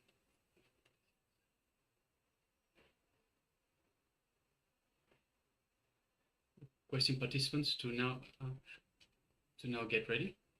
So just give us a thumbs up if you're ready. So if you're ready to go. So sit in Vajrasana. So on the knees with the ankles tucked in at the back, sitting comfortably on the ankles themselves. And with the hands on the hips. So hands will be on the hips. Yeah. Okay. So let's start now. So breathe chaotically and just be aware of the breathing itself. So chaotically, where there's no pattern at all to your breathing. Yes. So let's start now.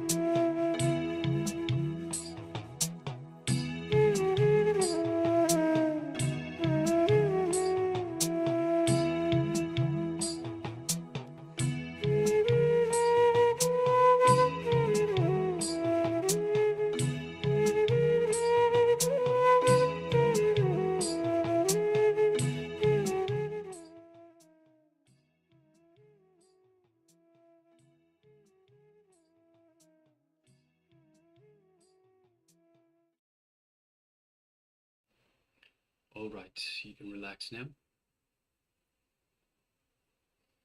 So just sit for a few moments and have a look how you feel. Witness what you feel inside, what you experience during this meditation. So just asking participants to have a look inside, have a look how they feel, and just share with us in the chat box your experience. This short meditation, but very powerful. A meditation that is aimed at raising your prana energy to its peak potential. So just take a moment, please, and let us know in the chat your experience in this short but powerful meditation technique of chaotic breathing. So remind participants, this is the first step of the Nitya Dhyan meditation.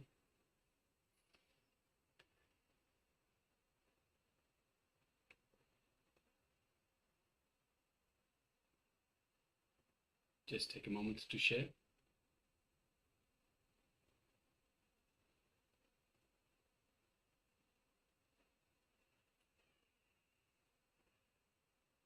Just witness the body, witness the mind, witness your entire being.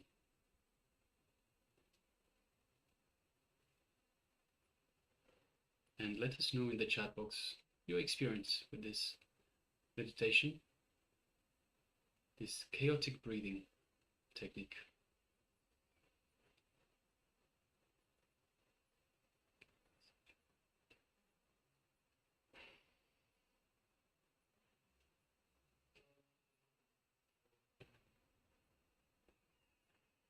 So once again, I request participants, if you're following us on YouTube, please let us know in the YouTube chat. If you're following us on Facebook Live, let us know in the Facebook chat.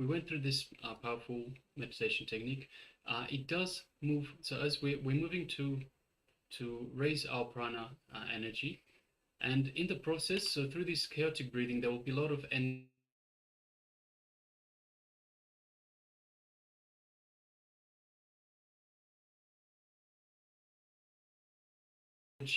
movement in the body. So it is because of the chaotic nature of it,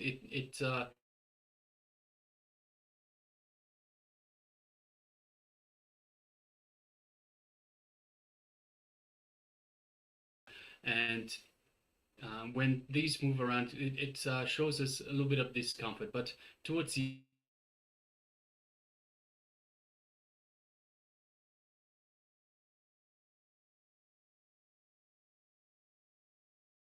this breathing. Now let's move on to the next segment.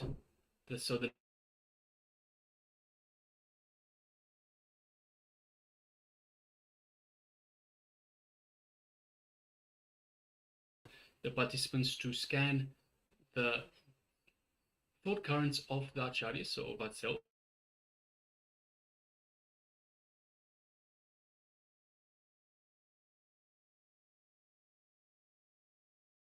a word. So I'll be writing a word down and I'll be looking at a word, and so the participants will be scanning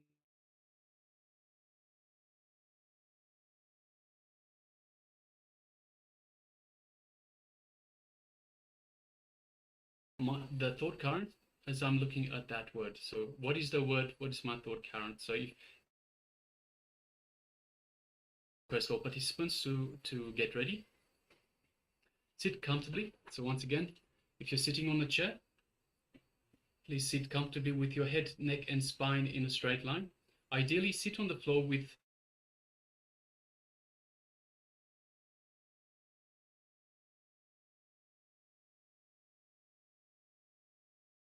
and spine is in a straight line to allow for that free movement of the energy of the Kundalini through your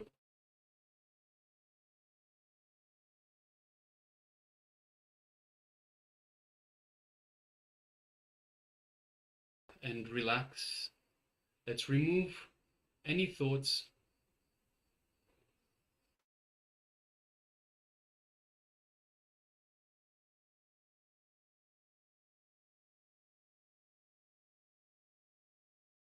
read into the thought. Just let it be. Let it be. It will slowly go away by itself.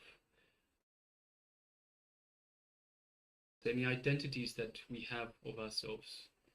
So it is just ourself and Swamiji in our inner space.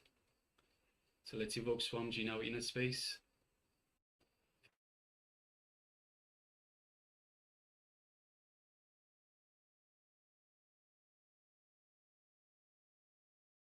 Feel in the space of oneness. Let's be in the space of oneness with Swamiji. Connect to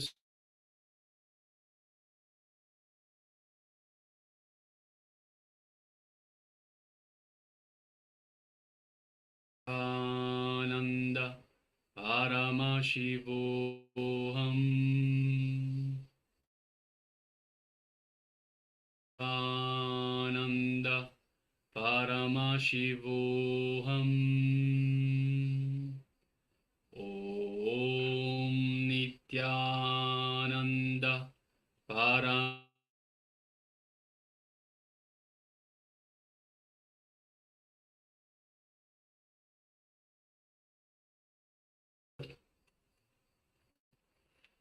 And requesting participants to now connect to Swamiji.